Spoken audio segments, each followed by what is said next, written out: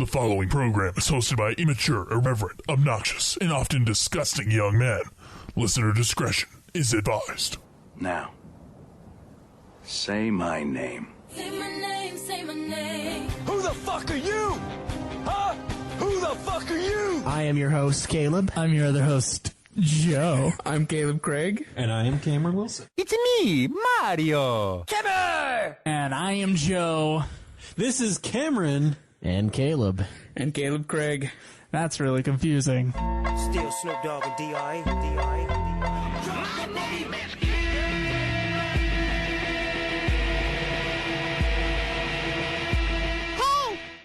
I am your host, Kaleb Craig.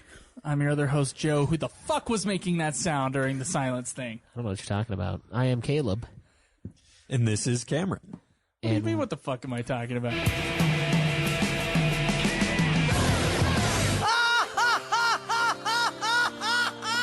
You're goddamn right. Shall we play a game?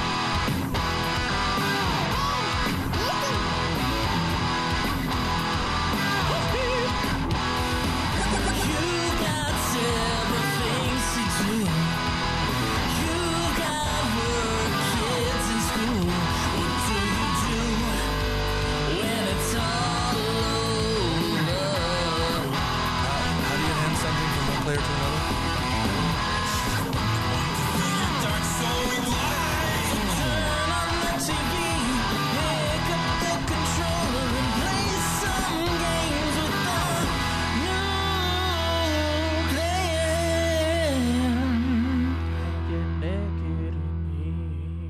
Welcome to another episode of Nude Clan Gaming. I am your host, Caleb. I'm your other host, Joseph DeGoulier. I'm Kaleb Craig. And this is Cameron. And today we're going to be talking about the importance of trophies/achievements and Or their unimportance. or unimportance, depending on our stance. We've got some numbers put together on how many each of us have, and we're just gonna kind of have a discussion on what we like about them, what we dislike, etc. So yeah, it's gonna be a lot of fun. Yeah. Should we do plugs? Yeah, let's do it. Let's do some plugs. First off, you can go to nudeclan.net, which temporarily shall take you over to ultimafinalfantasy.com. So please join the forums there. There's a section for Nude Clan, and you can ask us questions and talk about games, movies, books, whatever the fuck you want to talk about. You can go to facebook.com/nudeclanpodcast. That's NEWD for Facebook anyway, and you can join us on there. Join the 7 people. Yeah. Twitch.tv/nudeclangaming, where you can see all of us stream our games, Quote unquote. assuming we can, and assuming that Have you ever streamed on there, Joe? I think I have. I think you did once. Who I was streamed streaming this morning? Rocksmith When? Just this morning around like 9 a month o'clock. ago. This morning? Yeah. That was me. Okay. Yeah, I streamed Rocksmith on that thing. Oh, okay. I wasn't sure, so everyone has streamed on it now. Yeah. Yep. I've please streamed join. for like all of a minute. Yeah, 1 There minute you of go. Far Cry. You can go Or Fallout. to, you can send us an email or anything at nudeclanpodcast@gmail.com. Now for the Twitters. Yes. You can tweet me at UFF Podcast. You can tweet me at Joseph DeGoulier. Me at Obsidian Bob. Me at Nude Clan Cam. And, It's always funny. well, Schweiss, we got a question of the week. We do, yeah. This one is from Pixel Edged. Good old My Pixel number one Edge. fan. It's titled Sony's... Oh, yeah, no, never mind. That's not the title of it. It's Are Video Games Art? Sorry, I was reading the title of the article. So, according to Sony Games, they are art, but I wanted to know what you guys thought. Are video games art? You don't have to read the following on the show, but I just wanted to bring up some points. Bear with me here. In my opinion, games are art. They're as much an art form as visual paintings or pictures, music, literature, or even movies are considered art. So why not games? I believe it is a form of interactive art, and there shouldn't even be doubts on the subject. Roger Ebert once wrote that video games are not art, but he went on to call movies an art form. Because movies are art. He says, this is the Roger Ebert quote. To my knowledge, no one in or out of the field has ever been able to cite a game worthy of comparison with the great dramatists, poets, filmmakers, novelists, and composers. That a game can aspire to artistic importance as a visual experience, I accept. But for most gamers, video games represent a loss of those precious hours we have available to make ourselves more cultured, civilized, and empathetic. Roger Ebert. He highly respected his opinions and still thinks he's a great loss to the entertainment industry. His death, I assume. But I have to disagree with this opinion of his. How long did it take for people to call pictures, sounds, literature, or movies art? Not very long, actually, for a lot of it. But That's not true. Yeah, it was a while. for movies? For movies, yeah, it was a while. It was a long time. I guess. Well, it's... How long is a long time? There wasn't even critics calling it art until like the 50s and 60s. That's not a long time. That's It is when it 50 started years. in like the 20s. No. Movies started in the that's right. 1890s. That's true. That's not that long. That's just a blink of an eye in the and history of video the games world. haven't been around Video games have been around for like Less time, 20 I'd something imagine. years. about that much time. Yeah. So maybe it will be. All right, so the game industry is fairly young, and it's always advancing in ways for developers to express themselves, but we are still at a phase in which older generations of people set in their ways who are from an old era, they still consider video games for children. They censor games at every turn to protect, quote-unquote, their children. How about not buy Call of Duty, the 18-rated military shooter, for their kid's 13th birthday? How about be a parent? Agreed. There are movies and gangster rap albums which are much more easily available and much more violent in content than any video games. Ugh. But because a teenager school shooter has a 360 with Call of Duty, that has to be the cause of his actions. So until people stop associating video games as children's entertainment, it will not be taken seriously. We will have to wait for old people with importance to move on and recent generations to change what people perceive video games to be. They are interactive art for people of all ages and not just a child's Christmas or birthday gift. I know it can easily be said to not think too much into it and just enjoy whatever I do, and for the most part, I personally don't give a shit what people think. Excuse me. It bothers me, however, when it is considered weird for a grown person to pull out a 3DS in public and play a game, or it's considered normal for a parent to be in a queue with their 10-year-old buying GTA 5 or Black Ops 3, but you'd never see a parent take their 10-year-old to go see Mad Max Fury Road or The Wolf of Wall Street, would you? Sorry for the long rant post, but it does bother me that my favorite hobby is still considered mainly for children by a vast majority. Thanks for reading. All right, what do you guys think? Who wants to start? Cameron does. What do you think, Cameron? Do you think it's art?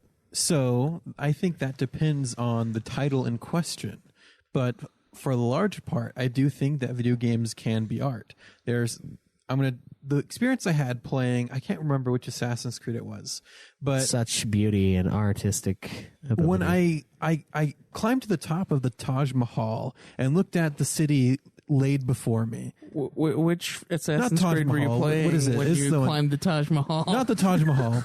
I don't the Dome remember of the Rock. Assassin's Creed India. Assassin's Creed Welcome India. to Assassin's Creed. Sorry, my bad. Not Taj Mahal. Dome of the Rock. I climbed to the top of it and I could see the city spread out below me. And it just felt like, I don't know, I experienced that city more than I would ever in a book or like in pictures of it. I know it's their opinion of how it could have looked for some of it, but it just, I don't know, felt immersive to me to actually see that. For most of the Assassin's Creed games, they actually did go to those cities and take pictures and try to recreate it as best But then try to could. recreate as best they could back in the date that the game's supposed to be at. But then there's other games, I don't want to offend anyone, but some games that are, we have to release a title every year that do feel a bit monetized. And I guess you could say movies are the same way, where some people, they have to release a movie, a new iteration every year, and it's kind of losing. But does that quality. necessarily take it out of an artistic form? I don't think it does. You can still have art for money. That's Everything true. around us is art. The Mountain Dew label is art. Someone came up with that. That depends on your definition of art. definition of art. I don't think it does. There I are think some almost everything is art. Some games, how much passion and how much the intention behind the developers of it, then the artist designers, like some games, they feel like art. And I personally haven't played any of the Final Fantasy series, but whenever I watch one of you guys play it, that feels like art to me when I'm watching it. It feels like that's art. But some games I play, some of those shooters, they don't quite feel like art to me. Their campaigns feel a little bit dry and just like, this just repetitiveness over and over again. It's an interactive sport. Right, an interactive sport. That's exactly what I was thinking. It's an interactive sport. And I was going to ask, is sport art? No, I don't think so. And so certain games, it just feels like a sport and not an art form, whereas other games I've played feel very much like art. All right, so I think they are art in some ways, and I don't think the monetization of it takes it away from art, because you can still, they're graphic designers. Those people are artists. They come up with labels for, crayons or markers or anything like that. We don't look at it and think, oh, that's art. For purely aesthetic values? Yeah, that is still art in its definition. It's not the art that you would go see in a museum, but it's still art. When I look at video games like Assassin's Creed or Far Cry, they're beautiful. That is art. That it inspires, I'm like, holy shit, this looks amazing. That's what I think when I go look at paintings. Some posh motherfucker that reviews movies, his opinion means nothing on video games. He doesn't know. I agree. I think he is of the old generation, and they just don't want to accept something new. Now, not every piece of art, quote unquote, that has been produced is art. There's one painter or sculptor that like grabbed a toilet and like put it in as a piece, and people loved it when they found out it was him. And initially they like threw it out. They wouldn't put it on display. They hated it until they found out it was that particular artist's, and then they were all raving about it. That's where it turns into bullshit. That's where people like Ebert or, these critics, these people that decide what is art are wrong. It's not, I don't think it should be based on necessarily your pure like the ability that comes through. So what I'm trying to say is like some games might not look as good, or some paintings might not be as skillfully done, but that doesn't make them any less artistically valuable than ones that are better done. I think it is based on the intent and also the product at the end. So I mean, there's all sorts of art forms like what is it? The crazy art that's new. Modern art? Yeah, like modern art stuff. That's still considered art. It's not that new. It's more new. It's more new than like, Renaissance art, the really classic stuff. Yeah.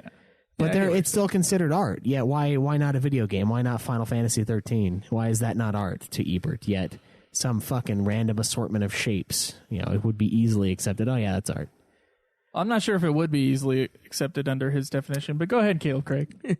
I'll wait. All right, so I'll first start off by saying that in a way I would agree with Ebert saying that no video game has quite come up to, stuff like the ceiling of the Sistine Chapel or anything like that. Like you can't, video games haven't quite reached their zenith, and so I don't think that it's not fair for him to say that they, just because they're not at that level, they are not. They never will. They never will, yeah. But they are art, and in my opinion, art is subjective, and it's mostly it's more like the personal feelings of whoever, because like one game can be art to somebody where it wouldn't be to somebody else, just like every painting and everything on earth. I mean, some people like modern art and I think it's shit for the most part. Like, I mean, yeah, anything. So like I do believe that video games are art, but I think it's mostly depending on the person or the majority of the people. So are you saying that video games now are cave paintings as cave paintings are to the Sistine Chapel? But Caleb Schweiss would say that cave paintings are art. They are art. Yeah, I think they are. So Caleb Schweiss would say cave paintings are art. Kaleb Craig may not say cave Well, I'm paintings. not saying every video game is art, though. Don't fall into that. I'm saying there is art in video games, but as a... so the video game itself may not be art, but there is art within it. Yeah, there's plenty. Like, look at the level designs in Far Cry. It's gorgeous. Yeah. That doesn't necessarily mean video games are a piece of art. Like, there's painting, there's sculpture, there's video games, there's movies. I'm saying there are many elements of art in it, but for it to be its own subject of art, I don't think that really has happened. I think there's tons of art in it, obviously. There's art in everything, but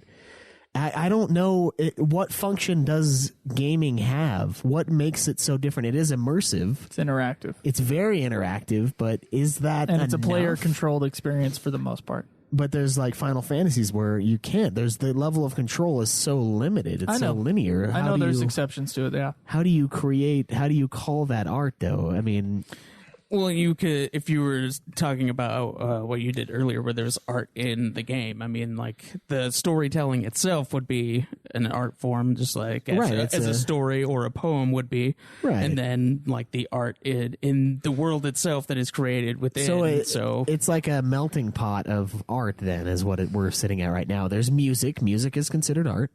There's, the artistry, the actual drawing, the character designs, the animation that goes into it. That's considered art. But is it really, as Joe would say, it's not its complete, it's not a separate form of art necessarily.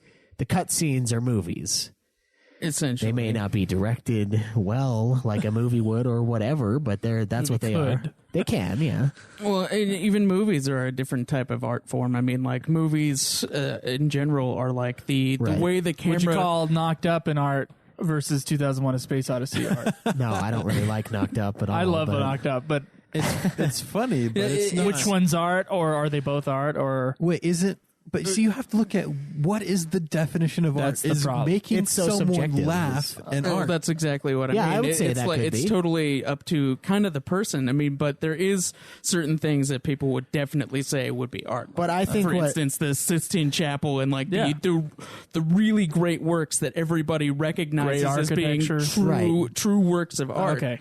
So yeah, Gothic cathedrals, that's art. No one would deny that ever. I mean, and I guess I think what Ebert's really trying to hit on here is that it's not its own art form. I mean, he simplified it stupidly, honestly, and we'll get into his response to the feedback from it, but I think his main point should have been it's not its own art form, not that it's not art. Because art is all around us. I mean, like my cabinets, that's technically art. Somebody carved those out of wood to create something to hold my stuff. That is an artist's job. My uncle paints, but he makes money making cabinets because nobody fucking buys paintings, but they buy cabinets. He's still an artist. He still creates works out of materials. So I don't know. It's almost, and I think that's what Joe feels about games. With that they're not their own art form as of yet. That's from what we were talking about a little while ago. A long time ago we were talking about this. Okay. All right, it's my turn. Yeah. Oh, wow, here it comes. No, I actually don't have that solid of opinion on this. Damn. So, about video games, Caleb is talking about. I haven't yet. There's a part of me that still believes that video games as a storytelling device. I'm not talking about the definition of art right now. I'm talking about it as drama. Okay. So video games as a storytelling device, they have not evolved yet to the point in which movies have evolved, kind of how movies evolved out of photography and stage drama plays. If you watch movies all the way up through the 60s, they kind of had elements of the stage. Yeah. In them, and you can see that visually and in how the dialogue was used and everything like that. And video games right now, I mean, there was a point in which video games were just kind of games. Right, they were like the quick games that we would now call like free to play. As there was once a point when movies were just, the Lumiere brothers put the camera in front of a factory and people walked around for a couple minutes, and then that was a movie. Right. So it's in that same way, I feel like video games are only 50 years in which they still have pieces of the art forms that they're trying to copy, and they're not really turning, I mean, with some exceptions, they're not really turning into their own storytelling art form. In other words, like, I would say Half-Life 2, from what I've seen of it, is the closest to what video games as a storytelling device can be, in which even though it's story, and even though the story is being controlled, the experience is somewhat being controlled by the game creators themselves, it is its own thing. It doesn't stop and have a cutscene, which is a movie. That's a different art form. It doesn't stop and have a cutscene. It's events people just interacting around you, and you have to react to that. Right. You don't have to be there to see those events taking place. That's, I think, but that's the future of video games, is to become its own thing as a storytelling device. Eventually, the Final Fantasies, I think games that that do their stories in cutscene form. I mean, they won't be. I think they'll go away slowly. They might. Yeah, they might. I can see that. The day we had that conversation, outside of it, everybody was getting super pissed at each other, and I didn't really understand that this is what you meant by it. And see, my version of you saying that they're not art is me being like, well, dude, it takes so many hours to draw these things. These are artists drawing it, artists. They do art, but now I see what you're saying. Its own separate entity. And you're right. I think Half-Life 2 and Half-Life 1, they both do that, where shit just happens. And if you're there, you're there. If you're not, you're not. You just miss out on it. Yeah. That is a totally new medium. That's you controlling it and you deciding how much you find out by what you come across. That's just the issue with video games as a storytelling medium, is not, the question whether or not video games should be a storytelling medium is also within that. Yeah, who's to say? I can't really argue that yes or no. We'll find out in 50 years where video games are at whatever point they are at. Maybe it'll be virtual reality, in which case I see more of the Half-Life type stuff. Right. Yeah. Oh yeah. With VR, that's what it's going to be. But we read right before the podcast start. We read a good chunk of Roger Ebert's rebuttal to everybody's comments about how he said video games weren't art. Or that and then he basically went on to say, well, he wasn't fair to say that, and he shouldn't have said that. He still believes it's not art, and that to him, art reflects some, you learn about humanity through art. That's an important aspect of art to him, was the exploration of human nature. Yeah, art is supposed to reflect the human experience. And that he couldn't, besides, some people brought up the game Shadow of Colossus and a couple other games that he wasn't willing to play. That besides, that there would be no game that would be ever better at this point in time that would ever tell you more about human nature or be greater in the snobby sense of greatness, that would be greater for humankind than Huckleberry Finn. Right? Yeah. Would there ever be a game more powerful than Huckleberry Finn? At this point in time, the answer is no. No. And the answer is still no. And I think you're an idiot if you disagree with me, honestly, on that fact. However, that's Ebert's definition of art. Ebert's definition of art is that it must be emotionally powerful and mean something to him. But as you were saying, Schweiss, art is just something that art can be seen as something that someone creates for aesthetic purposes, or at least tries to create for aesthetic purposes, whether or not they succeed or not. So it really depends on your definition of art. This is the dictionary definition of art that Roger Ebert put up on his site. Not one that he necessarily agreed with, but it says an expression or application of human creative skill and imagination, typically in visual forms such as painting or sculpture, producing works to be appreciated primarily for their beauty or emotional power. Now, it's that last line that has people fighting on what is art or not, whether or not it is emotionally powerful, or aesthetically powerful.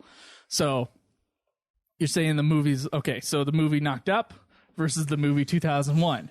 Now, the movie Knocked Up, yes, it has human creative skill and imagination in a visual form, but it wasn't necessarily produced to be appreciated primarily for its beauty or emotional power. Unless, Knocked Up, emotional power equals comedy. Yeah. In which case, for many people, Knocked Up is laughter is powerful. I mean, it's an emotional power. So but no, I would never call definition. Knocked Up a work of art. That would never come out of my mouth, except for right then when I was saying that it can't be. So I think the same thing goes for video games, though, right? Not everything is going to be appreciated as artistically pleasing, or it's subjective. It really is, and I do think that we don't have it's not its own thing yet. It's just borrowing bits and pieces from other things. Doesn't necessarily mean it's not art. It's just not its own form. It's not, like we said, sculpture, there's painting, there's, architecture, and then there's video games. That doesn't work because it's painting. Because video games are sculpture, and the video games are visual, and they're trying to storytelling device is a different argument. That's a stronger one than the visuals easily for video games. But yeah, visually, I think Roger Ebert, if we're just judging visual aesthetics as art, then there's many games that fall into that category. Oh yeah. But emotional power, I mean, that's questionable. That's so subjective. I mean, for some people, including myself, I think Shadow of the Colossus is emotionally powerful. But is it as emotionally powerful as a great film or a great novel? Like what most people consider as great? Probably not. I mean, it's like it's getting into that range. It's poking, but it's not quite Godfather. And right. Well, it's still a matter of perspective. Like, just most of us think modern art's trash, but there are some people who are emotionally moved by that. I think there's good modern art. I don't hate it, but aesthetically pleasing modern art, I believe, does exist. But it's not the fact that it's aesthetically. Lots of stuff can be aesthetically pleasing, but something that looks like he just threw some paint up and then sold it for $2 million. So, Roger Ebert's thing is being both aesthetically pleasing and emotionally powerful, and explores human nature. And he's saying you can't. At this point in time, he said, maybe I'm wrong to say that it will never be that way. But at this point in time, there is no game that explores human nature to the point in which a great piece of art does. And thus, to him, video games aren't art. Well, what about Far Cry Primal? We've totally forgot about talking about what we've been playing at the beginning of this episode. Okay, well, let's talk about what we've been playing then. Do you guys have any more comments about this? Well, if you're taking Far Cry Primal, what's your point on Far Cry? Well, Far Cry Primal shows the human experience, 10,000 BC, and then it's very primitive. Fallout 4 shows humans' prerogative to fight and do war. So that's man's inhumanity to man. It explores that. Yeah. Okay. Because a total nuclear annihilation over resources, and then after it's all over, the civilization that's rising from the dust of their predecessors, they still fight each other. There's a moment in Call of Duty 4, Modern Warfare. The first one. The first Modern Warfare game. I know it's like some people have problems like connecting. Oh, there was a... Some people might forget. It's the first Modern Warfare, Call of Duty 4, in which the nuclear bomb goes off and your soldier is out there. And like that is a peak of like high video game art right there. Like that's the moment kind of when, I think to me, like that's when Call of Duty was sealed to be such a huge success. But for me, that moment was... which Modern Warfare was it where your companion Ghost, the one you fought through so much with, you watch him as he's slaughtered by the Colonel and he's just dead. Well, your guy dies too, doesn't he? Yeah, he gets you get thrown into a pit and lit on fire, but still, you don't care about my guy. I care about Ghost. He was awesome. And there's a point in Shadow of the Colossus in which you've turned into the giant beast thing, and that part's really cool. And it's emotionally confusing, I would say, or it's sad and it's all this other stuff. And, I think Roger Ebert, he says things out of ignorance. I don't he admitted that he was ignorant and that he would not attempt to alleviate that ignorance. Yeah, that's what he said. He said he had too many great movies and books to read. Yeah, so he wasn't going to attempt to delve into the world to actually find out if video games were art in his own opinion. Which I respect that opinion, honestly. Well, but I don't respect the initial statement, though. Yeah, you can't say something. I respect his redactment. Refuse. Okay, his redactment is good, but you can't say something and then refuse to experience it out of your own biases. Yeah, that makes you very ignorant, I guess. Really? Okay. I'm going to quote you next time I'm like, watch this movie and you say well, it's of course stupid. I would watch it. Wait, who wouldn't watch Brokeback Mountain? Was it you? I have not watched it. Would you never watch it? I would watch it. Yeah, I would. I'd watch it. I watched it fuck already. was it? I haven't watched it. I think it might have been Cameron. I don't know who it was. It was actually. someone. Someone was like, I don't need to watch it. Might have been Cody. Cody would say that. Oh, my dad said that about a Michael Moore documentary that I wanted him to watch Bowling for Columbine, which I despite politics, I think is a good film. Well, he so does I was like, documentaries Dad, well. like, you know, my dad hates Michael Moore, and so I was like, Dad, like, he's a really good, like, despite any politics, he's a fantastic filmmaker.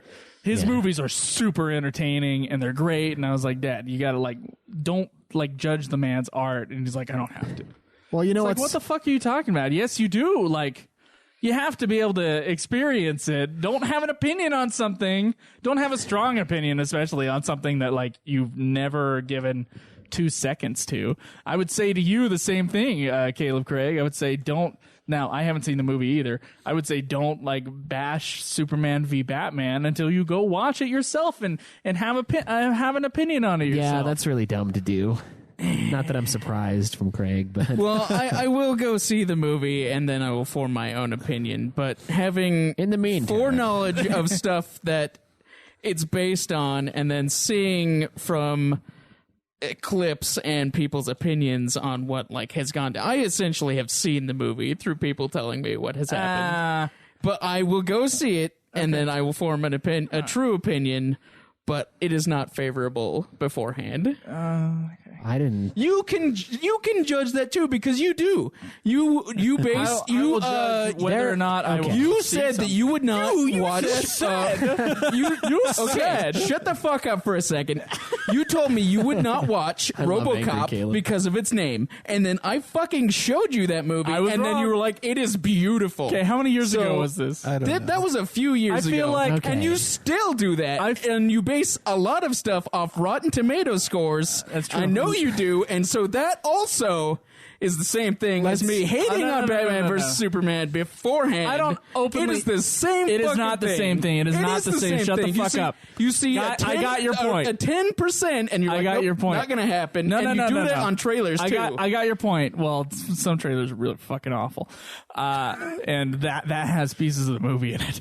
Yeah, I've seen trailers All right. for Batman versus No. Superman. I see the same thing. Here's the thing. It's different to say I will probably not watch that movie because of the score. I don't judge the movie and say, I don't say myself,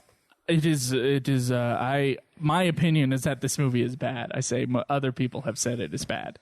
That is the difference, Caleb. That is not true. You have said many movies are terrible based off Frankenstein. I Frankenstein? Yeah, you told me I that said- movie was terrible, and I you have said never seen it. Everybody else says that movie is terrible. Okay. I read reviews before the movie came out, and everybody and else. the trailer was awful. Caleb said and that so it was bad, I shall and not then, see. and then you said it was Witnesses. bad as well. I am very, very, very protective of what I say because I like.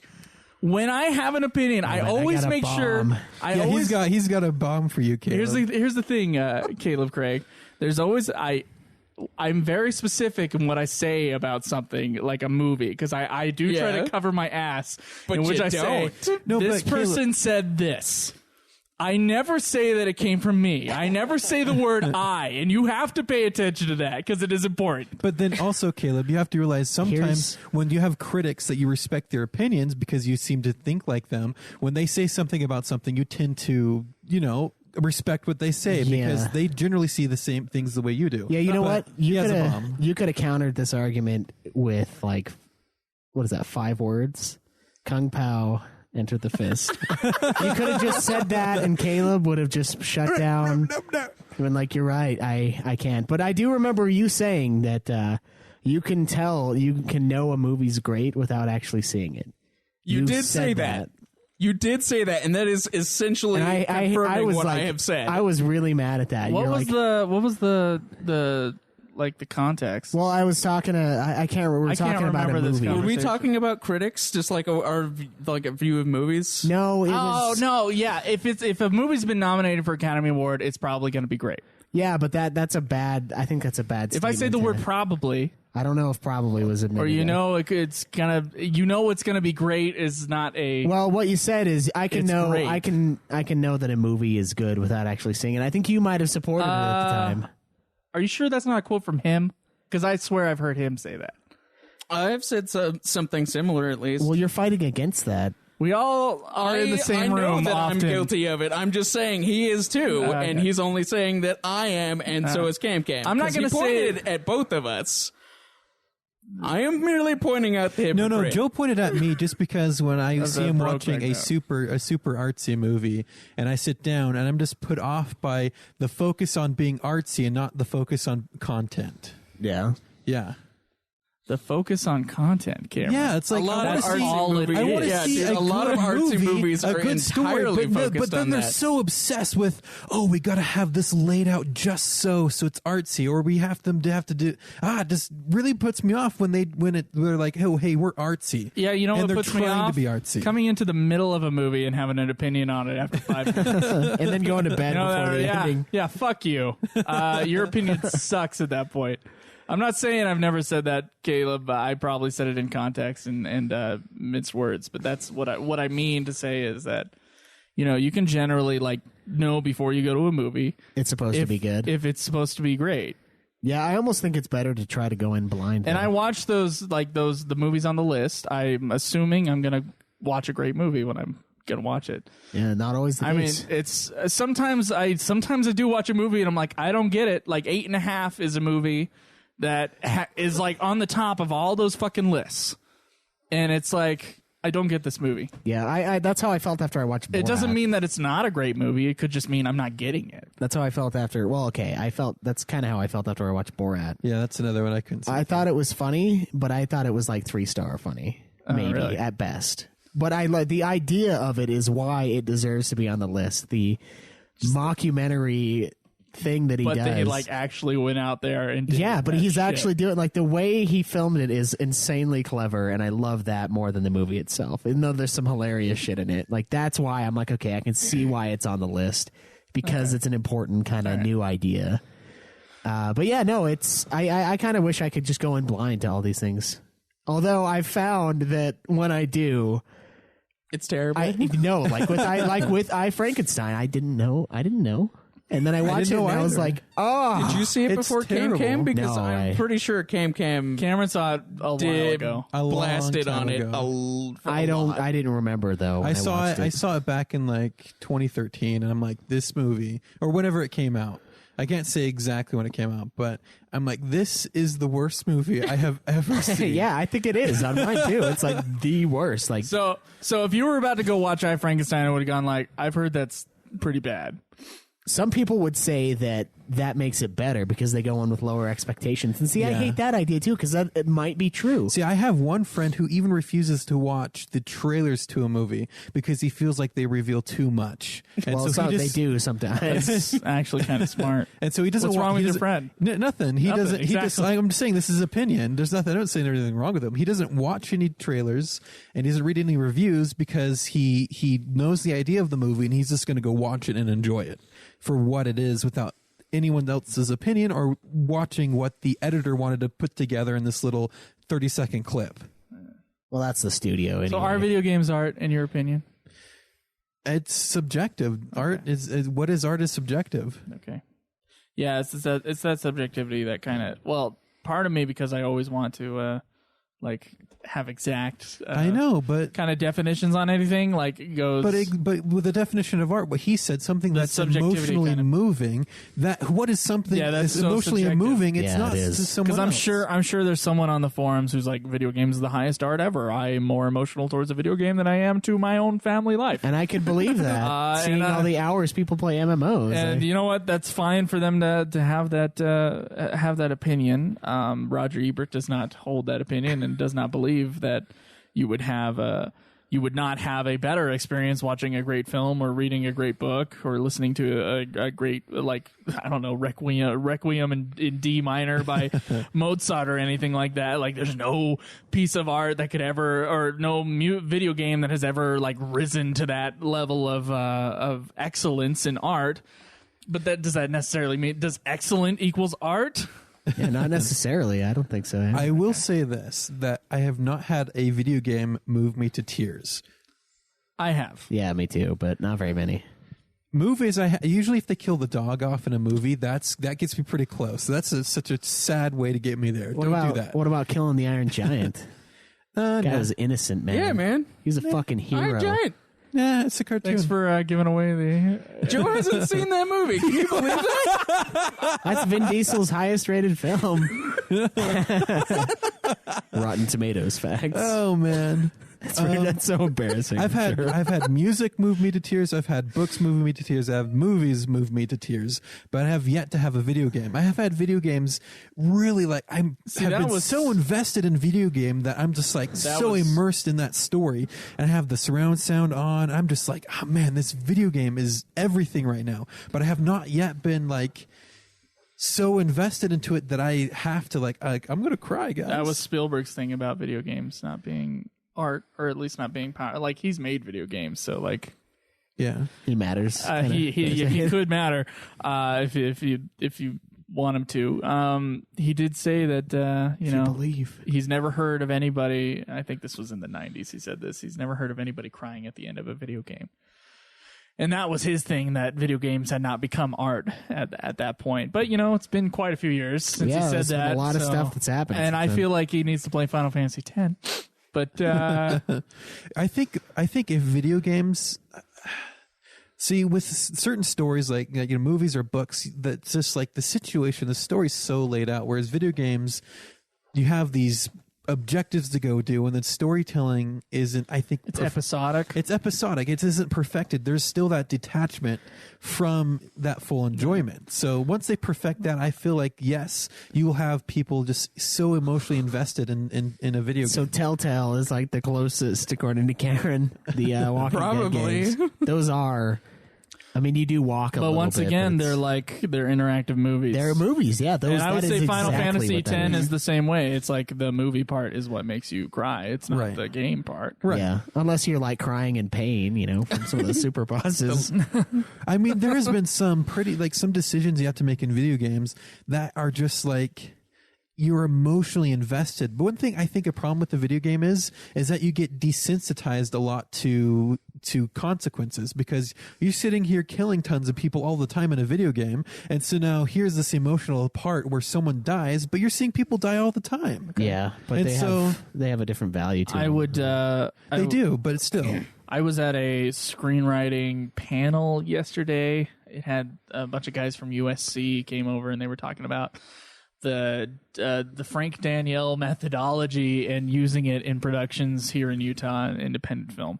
And someone did ask a question about what the Daniel methodology could be used for in video games, and one of the guys brought up the good point that I've talked about on Ultima Final Fantasy a couple times, where it's like, well, the problem is that because you are the main character in most video games, like, you don't have the same emotional connection as watching a character. Yeah. And someone actually said it a lot better than what I've been trying to say it. It's that in movies, in books, in music, in painting, in comic books, even like anything else, right? The artist controls the experience.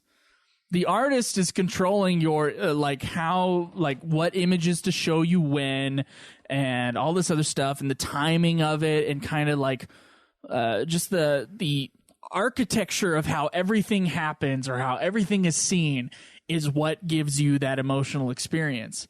And because they can't control it, or they can't control it as well in video games will never, most likely, will never ever reach the point of great storytelling. Oh, so are you saying that R.L. Stein's Choose Your Own Adventure Goosebumps are not great storytelling? Is that what you're trying to tell me right now? Those are like his favorite books, man. Yeah, those were my thing when I was younger. You did the Choose Your Own Adventure thing? I had like 3 of them. They were like sacred. They were like so really? few. Yeah. They're not that great. I did read a lot of is there a Choose Your Own Adventure anything like a Choose Your Own Adventure book that's ever been like amazing, a Newbery Award winner? I don't think so. We should write it. We should write the Choose Your Own Adventure that is like the most amazing thing. That'd be cool to have a Choose Your Own Adventure, like someone writes it about our lives. Yeah. But I mean, to some people, the definition of it being emotionally impacting is not part of the definition of art. Right, yeah. So it is too subjective to even. It is very, very subjective. This question is just way, way on the subjective but range. way too loaded, too. I do feel, though, video games in the future will have a extreme advantage over other art forms in making you feel immersed in part of the story. Oh, you mean with like VR with the world? and stuff? Yeah. Yeah, I could see that. But I'm not sure about your emotional attachment. No. But see, once you are in the game and you have the sounds coming from all around you, and you're looking around, and you are in the game, and then all I have to do is just make you emotionally invested at the same time. Like, you have your friend, your partner and stuff, and he dies and stuff. Once you break that emotional barrier, then yes, I feel that's a possibility. VR Dark Souls is what you're trying to say right now, where it's like, I die and I am dead. My character is no more. And yeah, I think that'd be pretty close. I don't know. No, it's just like, I know what you're trying to say. It's just if you get Cameron, here's how it works in art. At least with storytelling and film, because that's the only thing I can really talk about. You get introduced to a character. Yeah. Right? And with a video game, you don't get introduced to the character. You are that character. Not all the time. But that introduction to character, or that you go from sympathy to empathy, it's that kind of emotional arc that you have to go on as an audience member, and you have to be directed into that. That's the thing that makes you give a shit. Right. And you don't get that if you are that guy. No, but see, you don't. I'm not talking about your own death. I'm talking about those around you. Yeah, I can say that, like, the great, and unfortunately, because they're always going to be B characters, though. They're always going to be side characters. I guess you can get emotionally attached to, like, your dog in the game, or I never used dog. What about the thousands of people that cried at Aerith's death in Final Fantasy VII? That affected the main character, which you weren't controlling. It's true. It was the artist was leading the. Yeah, I didn't cry, but yes, that's. I don't know. I don't know why you would cry at that part. It's shocking and everything, but actually, like, I don't think you're far enough into the game to. No, her development is like to do that. Once they do make if you don't use her at all, that immersive and that emotionally compelling, there's just going to be people you're never going to see again. Yeah, there was a end of if is actually end of the right Far word. Cry 3. That's how I felt. I mean, I didn't know what to do. You either choose to kill your girlfriend and stay with the wild people. But it's your connection with the girlfriend, not you yourself. But the girlfriend's a bitch. That's the problem. She sucks. Yeah, but see, with the video game, you can save and then do both. No, you can. But and that's the thing is, like, that's why Dark Souls is a good example, because you can't. You just die. Or like Diablo. That's a choose your own adventure. Any video game, you save and go, what happens if I do this? Save real fast and go do it. Okay, I don't like that. I don't know if you can do that even in Dark Souls, though. I think can't. your guy dies. Like, you can't just load it back up. So and pretty much in Dark Souls, if your guy dies, then you come back as a ghost with like half your health, and then the difficulty is more. Yeah. So you have to basically learn from your mistakes in that game in order to beat it. That's why it's called one of the hardest games of all time. It's one of the ones where you actually have to be good at games. You can't just grind your way out. So. Yeah, you have to learn the patterns of the enemies in order to move on, because if you don't, you're fucked. Yeah, so who knows if when we'll get there, if we will, but yeah. Do we want to talk about trophies? Yes. Please. Please, and God. we've again skipped the what games we've been playing this week. Oh, we can hit that We've been up. playing fucking Far Cry. Yeah, I've been that's playing. true. I That's all beat I've been Crisis playing. Core, and then I played like an hour of Dirge servers. I've not had that much time this week. What about you? Craigers? Destiny and Primal, as always. Okay. A teeny bit of Fallout 4, and then mostly Far Cry Primal. I say Fallout. I meant Far Cry when I said Fallout. Go ahead. Far Cry, as in Far Cry Primal, and I platinumed it today, so that's exciting. Nice. Yeah, I have 7 of them now. Okay, now we can talk about trophies. Yes. Yeah, and Dirge of Cerberus, I've got like 6 hours, 7 hours, so yeah, blowing you out of the water. A little bit. You're gonna get all those capsules again in that game? Fuck that! No, I never got them before. Fuck I that. thought you did. No, Was I got it- a lot. Was it Jake who got all of them then? Yes, Oh, okay. I knew somebody got all of the them. master of Capsules. useless things. Master of capsules. Unlocking your sins. That's all it is. It's like weird pictures. cutscenes. And, yeah, cutscene. You unlock to watch the cutscenes whenever you want. Because that's something I want to experience again. Udam. All right, well, I guess we could talk about trophies now. A nice little segue of my platinum. Yeah. Yes. So, I don't know. What do you guys... I like trophies. I used to be really into it when I first got my PS3. Hog status. Oh, yeah, like you're not anymore. You just got it fucking platinum. I was full hog. I was full hog back then. Way more. No. This is Caleb, Kate. This is Caleb playing God of War 3, I think it was. And he needs to beat it on, the insane difficulty? What's it called? It's like God mode. God mode. So he's sitting there. Wasn't it Titan for God of War 3? I didn't do it on 3. It was 1. He's sitting there inches away from his TV screen, and he just can't get this part. So what does he do? He throws up his controller and punches it so hard it cracks, and he breaks his knuckle open. Yeah, it ripped my knuckle out This of is my Caleb hand. trying to platinum everything he has. Yeah, that was back then. Now it's turning into that again, but a certain relationship that lasted way too long kind of cut me off from that and most other things. So I'm sorry, cut you off or cut something off? Cut me off. Where, Not from that one thing, but from the trophy hunting, the trophy holding. Okay, all right. So I used to be super into it, and I was top dog for a while. I mean, and then I just fell off. Top dog of what? The world or no? Where are we at with the hog status trophy this year? Who's keeping track of this? I'm probably winning. We should be tight at the end of the year if all we've been playing is these games. No, the problem is you guys had Fable. I also played Fable. Oh, you fuckface! Caleb has been tripling up since the beginning. You and your of this. fucking time. Hey man, the hog status ring will be won. Yeah, we need to print off a graph and I'll write down our games. Yeah, we do. I used to be super into it. I would always try to get as many of them as I could. Eventually it turned into I'll do it as long as it's not crazy, and then it turned into I don't really play that many games. Yeah, but Caleb over here, he plays so many of those little games that he downloads off the PlayStation Network.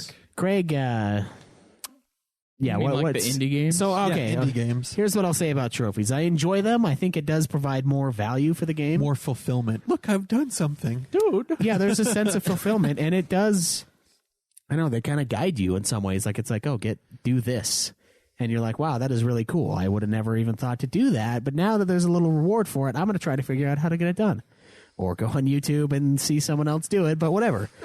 There's cool. Sounds about right. There's cool elements to the game that you may not have discovered if it wasn't for this, menial, in reality, little objective that you can fulfill. And the little ding. It's so satisfying to hear. It is. It is really, really satisfying on both Xbox and PlayStation, just that noise. Yeah. Trophy / achievements. Yeah, the only problem is sometimes they spoil stuff. That's true. They're like, "Diddle-oo, game, the one you get for beating the game, and it's like, oh, thanks.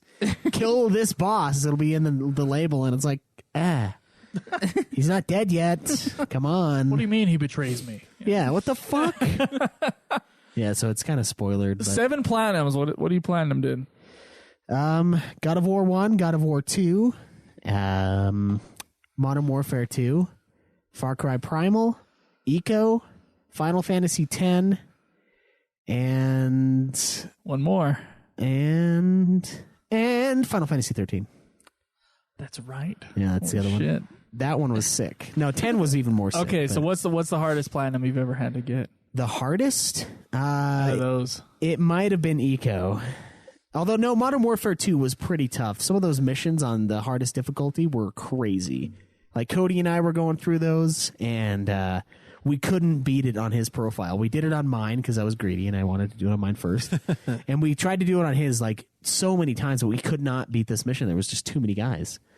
So that one's pretty tough, and then Eco was really tough. Beating it in under 2 hours is fucked up. There's a 30-minute section at the end that you can't save. You just have to go. And then if you fuck up, you start over. What about the Final Fantasy 13 one? I know that there's a trophy in there for having held every item or weapon or whatever. It's not so much how hard it is, right?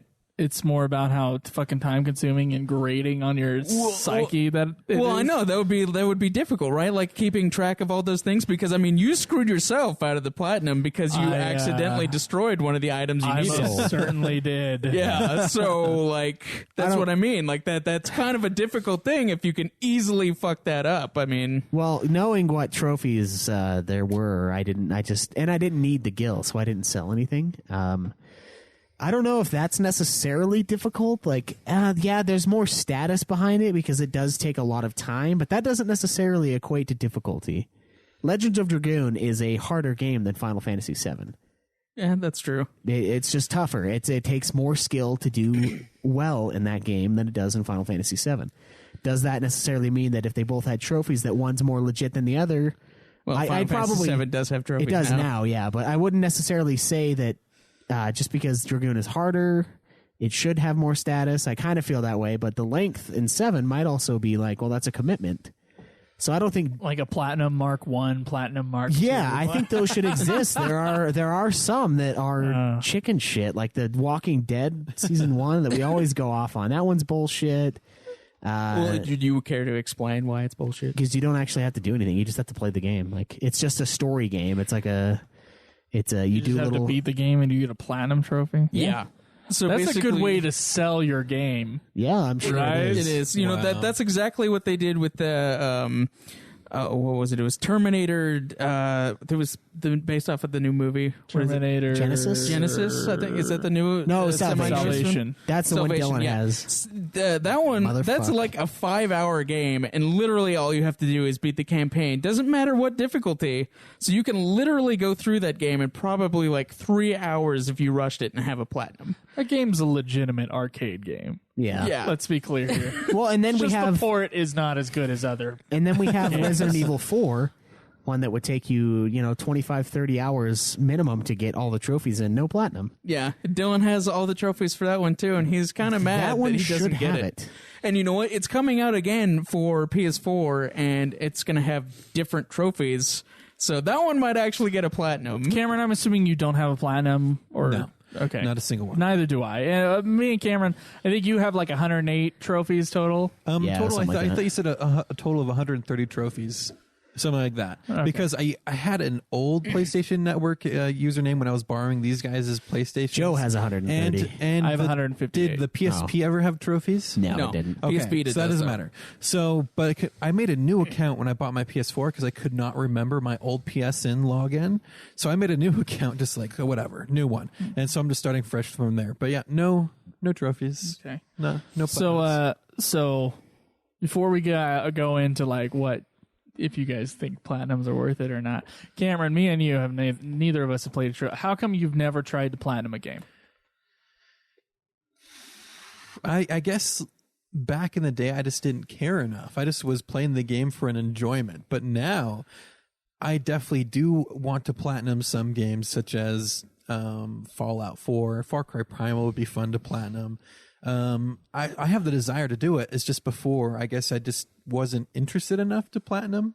Okay. Before we were running a channel about it. Is it more the because I know with So is it the hog status or the fun? I mean, back, Yeah. yeah, it was the fun. I was more of a casual gamer, and like even back in my Xbox days, I only have like, what is it, like just over 6,300 achievement points on Xbox. My Gamerscore, that's what it's called.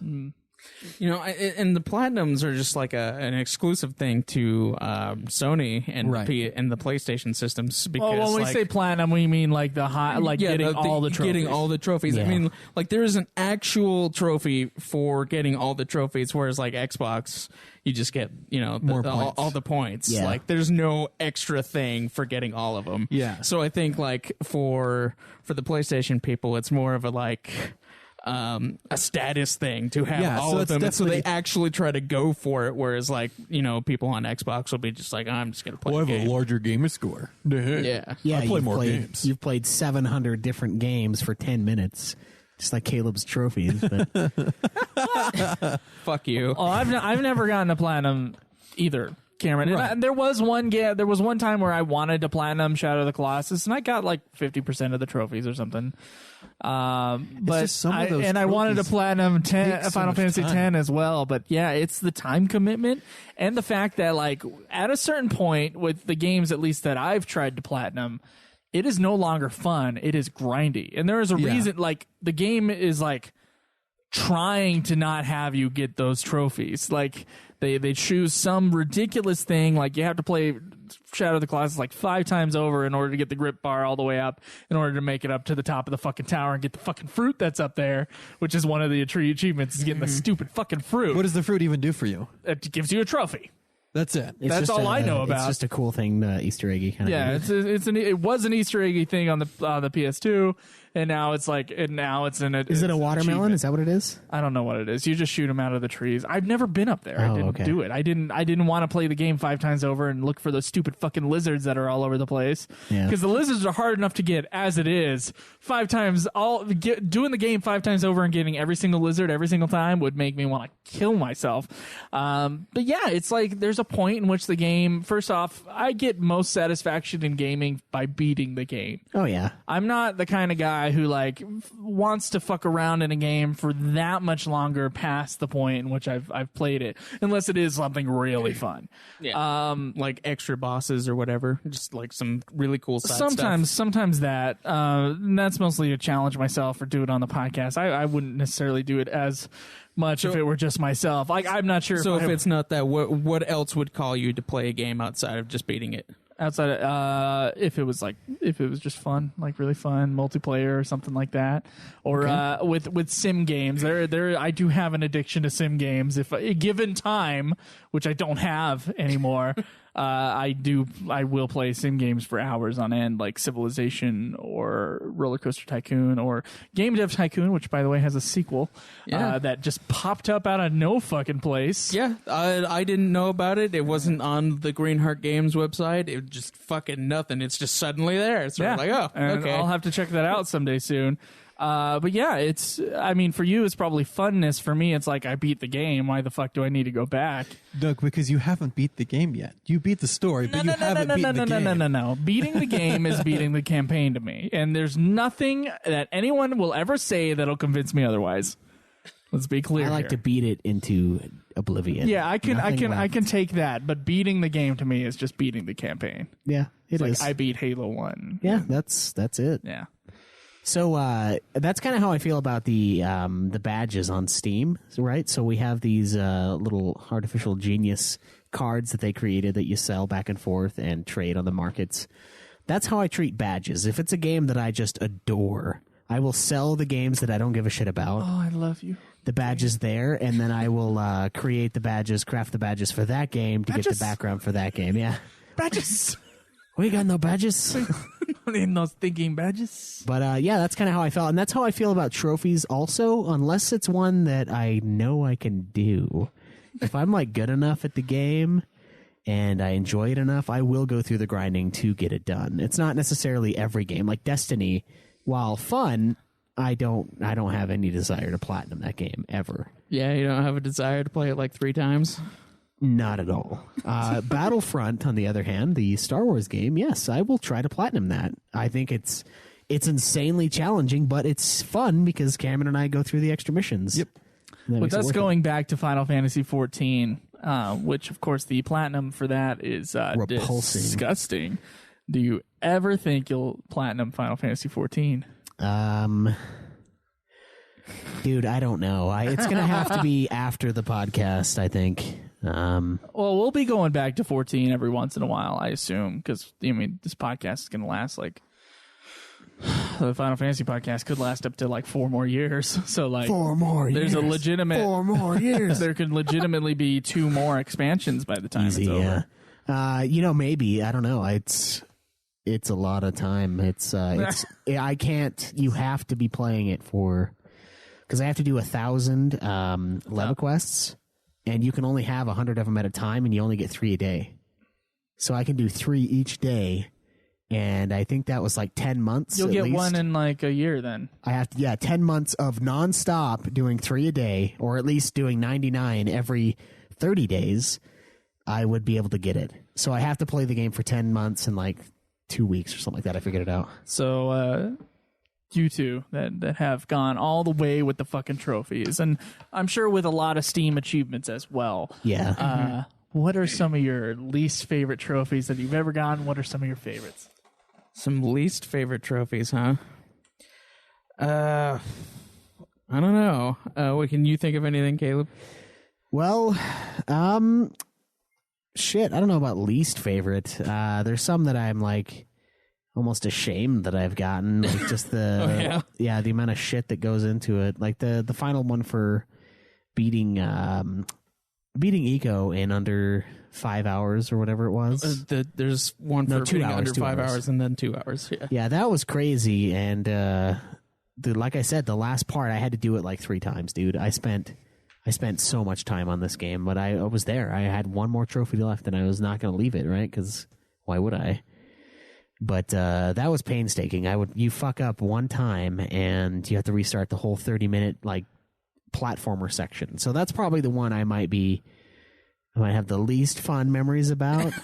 Though it is a rarer one to get. Like it's tough. So I don't know. I'm kind of proud about that, but. I always kind of dislike those ones where it's always like telling you to go find a bunch of objects, you know. I've had to do that in a few different games with like Assassin's Creed 2, one of the games that I platinumed. There's like 2 different things where it makes you do that. There's one trophy for going to find all of like these puzzles that you have to solve, and there's like 10 or 13 of them. Okay. And then there's another trophy in that game for finding like 50 feathers, and they're just fucking strung all out the map. So that's kind of always annoying too, and like they have that in Far Cry Primal. Yeah, they do. But it's like to a lesser degree. I mean, there's like 400 collectibles that you can go find and for that trophy, 80. and you only need 80. Yeah. So that's a lot better. But then again, like in what's it called? It was Infamous 2. Yeah. And even in Infamous, the first one, which I haven't quite platinumed yet, partly because of those things, because you have to find every shard. Right. And there's like 200 or something of them. I'm pretty and close there's on the shards on that game, actually. In the first one? Yeah. I am too. There's like very few left for me. Those... But there's in the second game, they fixed it by like they give you an ability that shows you where the nearest one is. So you can like go to it instead of like with the first game, you just like try to do the sensor thing to see if you can find it. Yeah, the first Infamous game, the reason why that one fucked me was because it was those challenges. No, it was one where you're shooting people off the train, and I got to a point where there were no enemies left in the town. So like there was no one to shoot. There was like one guy maybe, and I'd tag him, and then no one. So I'd be sitting on the train for like 10 minutes just waiting, but I conquered everybody. So, but I was working on a hard mode playthrough on Evil, and that probably would have gotten me the rest of the way, but I just haven't done it. I mean, favorite ones, I don't know. I think at the same time, those long grind ones are probably my favorites. The long grind ones? Just when I get them, like the relief, just it's over, you know, like when I got 13s, I was like, oh, thank God. If it wouldn't have popped, I would have like cried because I spent so much time post game just grinding, getting gil to buy the items, to buy the upgrades. Those ones it's like a bittersweet thing. It's like, okay, I wasted so much time doing this, but now it's finally relieved. You know, it's over. Mm-hmm. I get a reprieve from hell. I always enjoy getting the trophies for beating it on the hardest difficulty. Yeah. I did that for Uncharted 2. I played that game 4 times in a row to get that fucking platinum because I enjoy that game so much, and it is one of my favorite games. But it also had one of those trophies where I had to like go through and find a bunch of like treasures and shit. But the good thing about that one is it gave me like a trophy every 10 treasures, so it felt like less of a chore. You know, you have a like an affinity with sequels. Like all of your trophies. Yeah, all of my trophies are sequels. Your platinums. Sequel games. Yeah. I got Assassin's Creed 2, Far Cry 4, what else to say? Uncharted 2, and then Infamous 2 are my 4 plats. Yeah. They're all sequels. You only have 4, really? Yeah. Wow. I have a bunch of games that I'm really close to getting the platinum for, just haven't put in the extra effort to get it.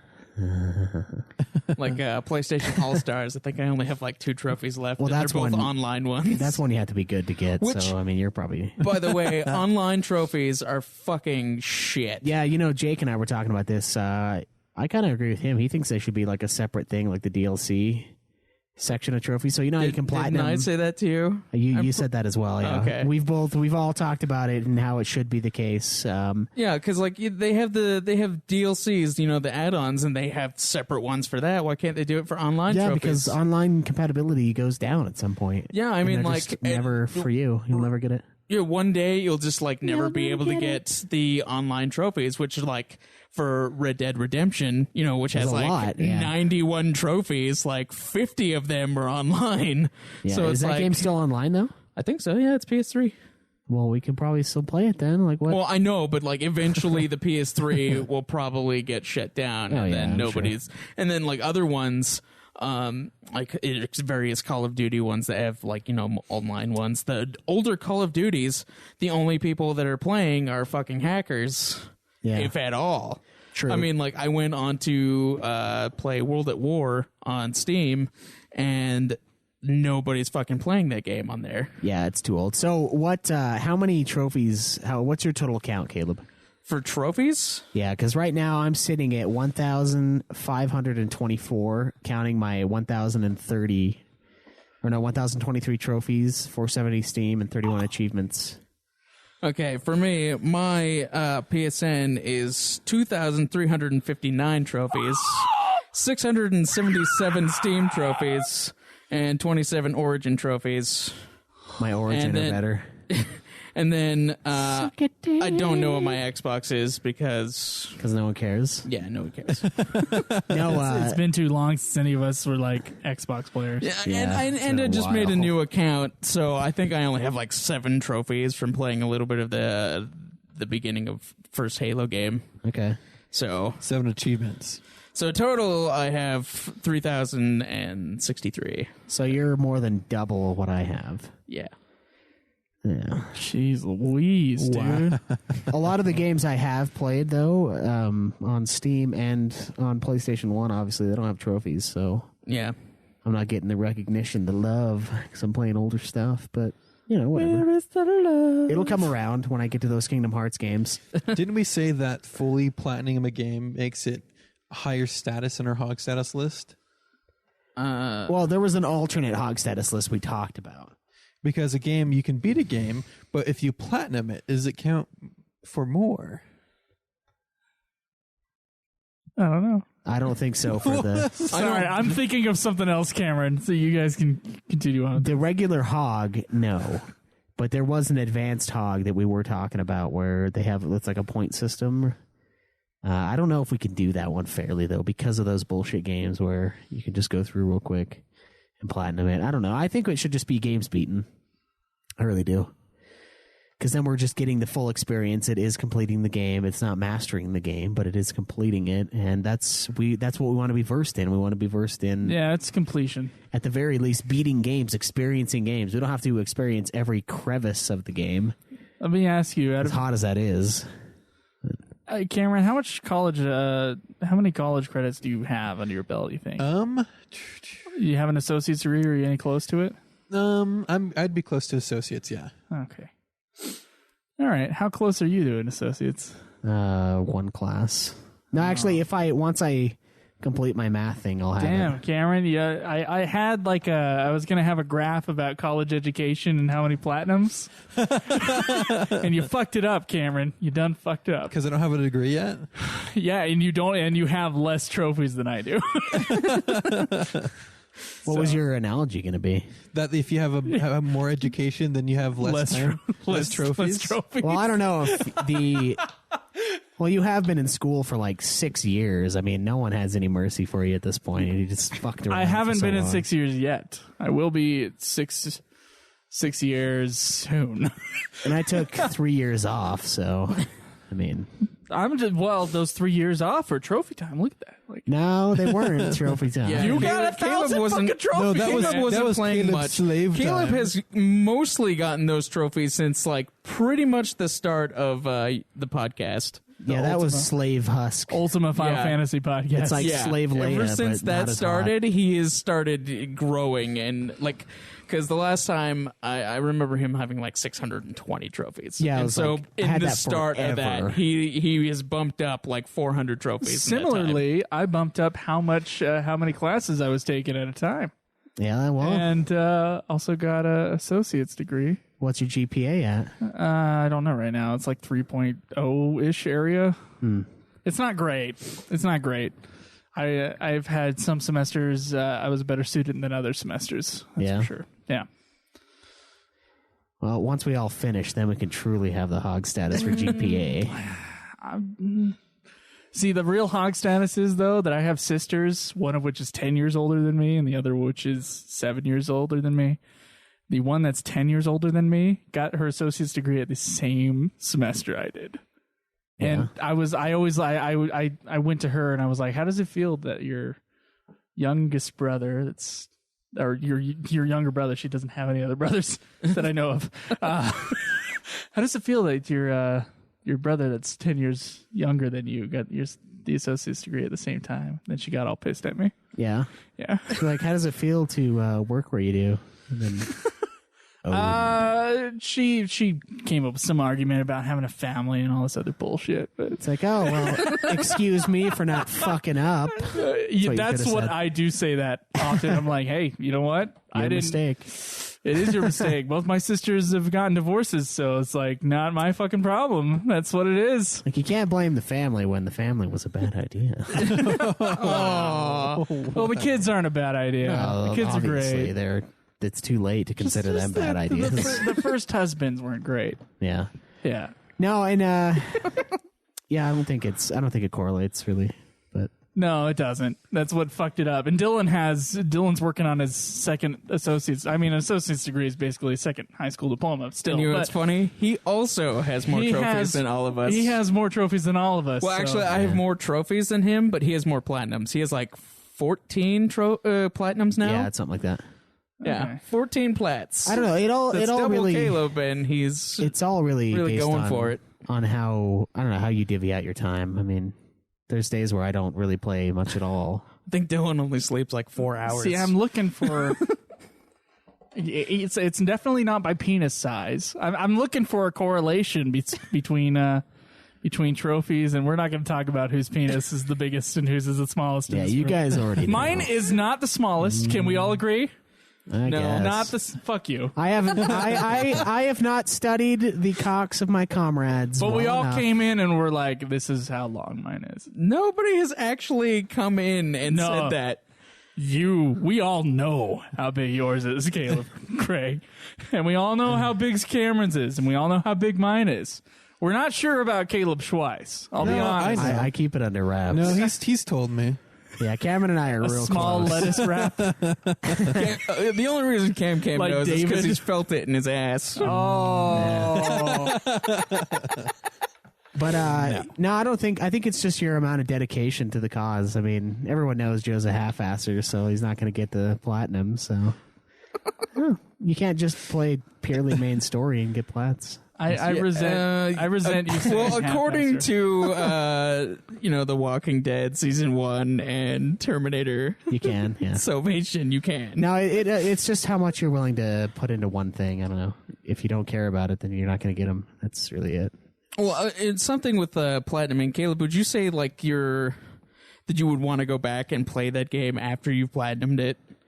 Because I mean, the idea of doing absolutely everything you can pretty much do in a game, does that game call you back at all after you've like completely demolished it? No, but at the same time, I haven't completely demolished Primal. I'm only 76% done. There's still quests to be had. There's nothing I can use the points for. My upgrades are complete. I did the mammoth missions. Those didn't count. There's really nothing left. Though, there is a certain sort of, there is a way, I don't know. I've never really, if I platinum it, I don't need 100% it is what I'm saying. I feel like that's enough of an experience to finish it off. What are you guys doing? We're making motions about arm wrestling. Oh yeah. That's Yeah, another there have hog. been certain points in which Cameron could beat me, I could beat you, and then you could beat Craig. I beat you last time we did it. I know last time. I'm talking about at a certain point. I beat Caleb.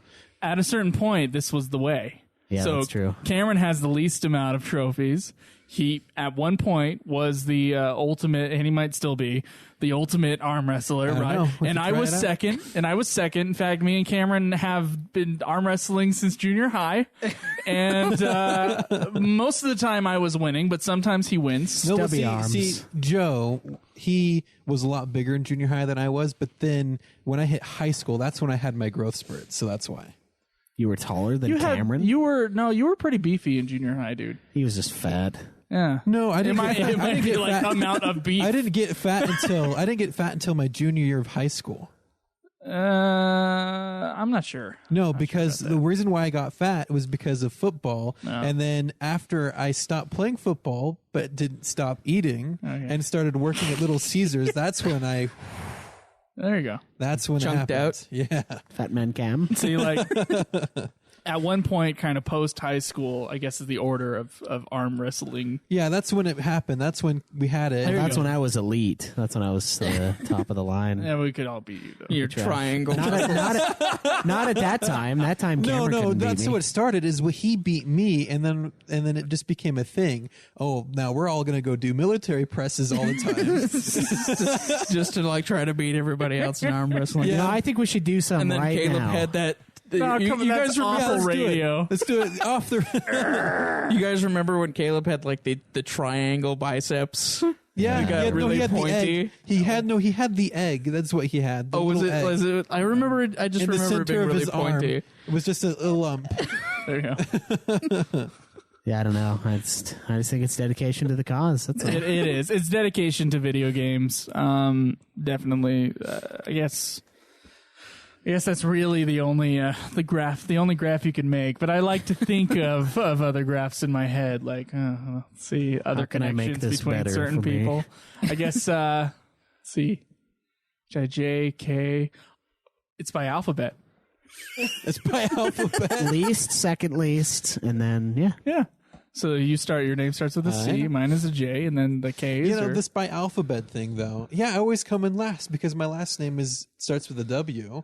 Well, I'm not talking about that. I'm talking about First name. First name. I know. that's But still the problem is, then it fucks it up because S is because before, Craig comes before S. and then I'm worse than him. Well, wait, what's the got first letter of your middle names? M. F. Oh, There it is.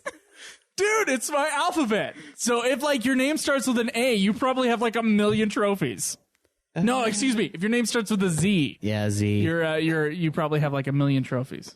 All right, we can live with that. Yeah, you want to go with that? Yeah, sure. Okay, that's the true test. Alphabetical order. Let's go find someone named Zaxby and or Zach. Zach. Dude, I'm sure there's plenty of Zachs with a lot of trophies. I'm sure. Zach just sounds like a trophy hog name.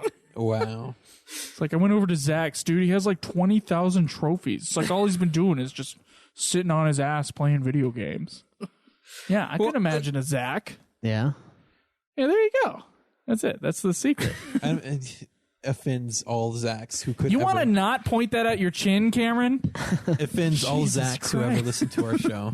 Well, do you guys want to get fat? I think I'm done here. Oh, no, we got some news. Yeah. I have Oh, one more yeah, question for fucking Joe news. and Cam. So, you guys, you don't have very many trophies, but how do you guys feel trophies affect video games? I think they like it's a way for, I don't know, it's a community sort of thing. It doesn't affect me. I'm sure it affects Well, yeah, it they affects can people who want to be completionists in the game, and it's like Yeah. it makes them go, okay, well, when we have the next game, you're definitely going to get it because you're going to want to platinum it. I think it adds It's value. adding to the addiction element that they try to put in video games. Well, not No, it necessarily. does They also add. want to keep you playing their product, and that's another way That's to do it. exactly What the fuck That's does not that mean? adding to the addiction. You're making it sound like a bad thing. No, 'cause you're I'm an not idiot. saying That's what it's- addiction is. It's bad. You fuck. No. Something being addictive versus like addiction, medically certified addiction. You know the difference, and I know the difference. That has a negative connotation. Okay, well, I'm sorry for Adding the negative value. connotation. Adding value is what the intelligent Okay, man you would can say adding value. You're right. It can. But it is Addicted to value. like, why the fuck do I drink so many Diet Dr. Peppers? I'm addicted to Diet Dr. Pepper. Not addicted as in I can never stop Diet Dr. But that's Pepper. what It's as addiction in means. That's how it starts. They have created a product Guys, I could quit it that anytime they I want people I could to quit just Dr. keep coming Pepper. back to. Yeah, that's like Which is an addictive element. It's adding an entertainment element. I don't mean the negative connotation unless you actually legitimately are addicted to video games. I suppose that is true. It can be. I don't know. I don't know if that's really addiction or just okay. I like this. I'm going to stick with it. Addiction is like I can't live without, as opposed to. You don't think Caleb can live without? There was one time, once upon a time, and I don't want to have a fight about this, but since he looked at me and now I must explain my finger pointing. There was one time in which I could have gotten a Caleb a job right out of high school, going and working at the same scout camp I went to. And there was a cook position available, and I know Caleb likes to cook and he likes to be around food. And I was like, look, you don't have that much employment. You've never had a job. By the way, Caleb is fully employed now, so it's not like a thing anymore. But at the time, right out of high school, Caleb was just kind of sitting at home alone, as many of us were, since, the economy wasn't that great when we got out of high school. There was a point in which I said, look, dude, it's like you're out in the mountains. It's great. You just camp. And Caleb was like, I don't like that. Caleb did not want to be away from his PlayStation is the answer that he gave me. I just got it. And you asked me to go out camping, and I he hate stuck that. his face through a windshield for that thing. That's dedication. Yeah, man. He worked I'm hard not for gonna that. fucking leave He that thing. wouldn't get a job, a good, fun, awesome job. I dislike working being outdoors. outside. It's I not don't mind necessarily- camping every once in a while. You would have been a cook. That's still being outside at Not a scout necessarily. camp, which I have always hated. You would I have been- hate scout camp. You would have been at the hate it. building. But his reason that he gave me was because of his PlayStation. The reason that he gave me at the time was because of his PlayStation. That's pretty crazy. Yeah, That's fucking stupid, is what it is. Lies. If he does hate the outdoors, How though, soon I- after? do hate the outdoors. How soon after high school was this though? Like a few months, I think. Joe does that thing every summer. So if it's a few months after high school, then yeah, that's bad. But if it was like right after high school, he still had to let his face heal before he'd go outdoors. We That was- graduated in May, and that thing was so in was late it- okay. June. Yeah, The dude. It was around the same cooking time. position went away, and he would have just been up for a month in July. Okay, yeah, so his face would have been healed by then. I think he was trying to recover from the fact that I didn't come and visit him. Yeah, he's a fucking dick. Nobody did, actually. Well, What do you mean come and the way visit you you? I said was it, home by the time you all came to visit me. nobody saw Dude, me after I my was wreck. there, And yet- I and was yet- there the whole time. Yet you won't drive to my place. Yeah, I don't Too want to. far. Yeah, Oh, it's that's too far, huh? It's the land Said that. beyond. Ephraim is like It's the land beyond it's just around existence. the corner. Ephraim, I was there only a small in the canyon hospital. you have to drive in through. the hospital with you while you're getting glass dug out of your face. That's true. You were there. So what So happens there. is it's like a map that you haven't discovered in Assassin's Creed for Craig. Like when you go into it, like everything starts getting distorted, and like his reality just starts caving in on him, and he has to go back. Yeah, Dude, I can't do can't. it. It's too much. I need to go to the top of the tower and then jump into the hay, and then I can. Wow. Life Look, is telling me. Look, if you It's are the not type okay. of person who gives away great, fun, awesome opportunities or new opportunities that you've never experienced before, like working at a scout camp, which Okay, is first like of all, the world's I don't like funnest camping. fucking job. I'll do it every now and It's then. not 'cause camping. Sometimes it can be fun. It's essentially camping. No, it's really not. fucking scout camp. That makes No, it camping. the You others are spend time camping. outside. That is camping. Okay.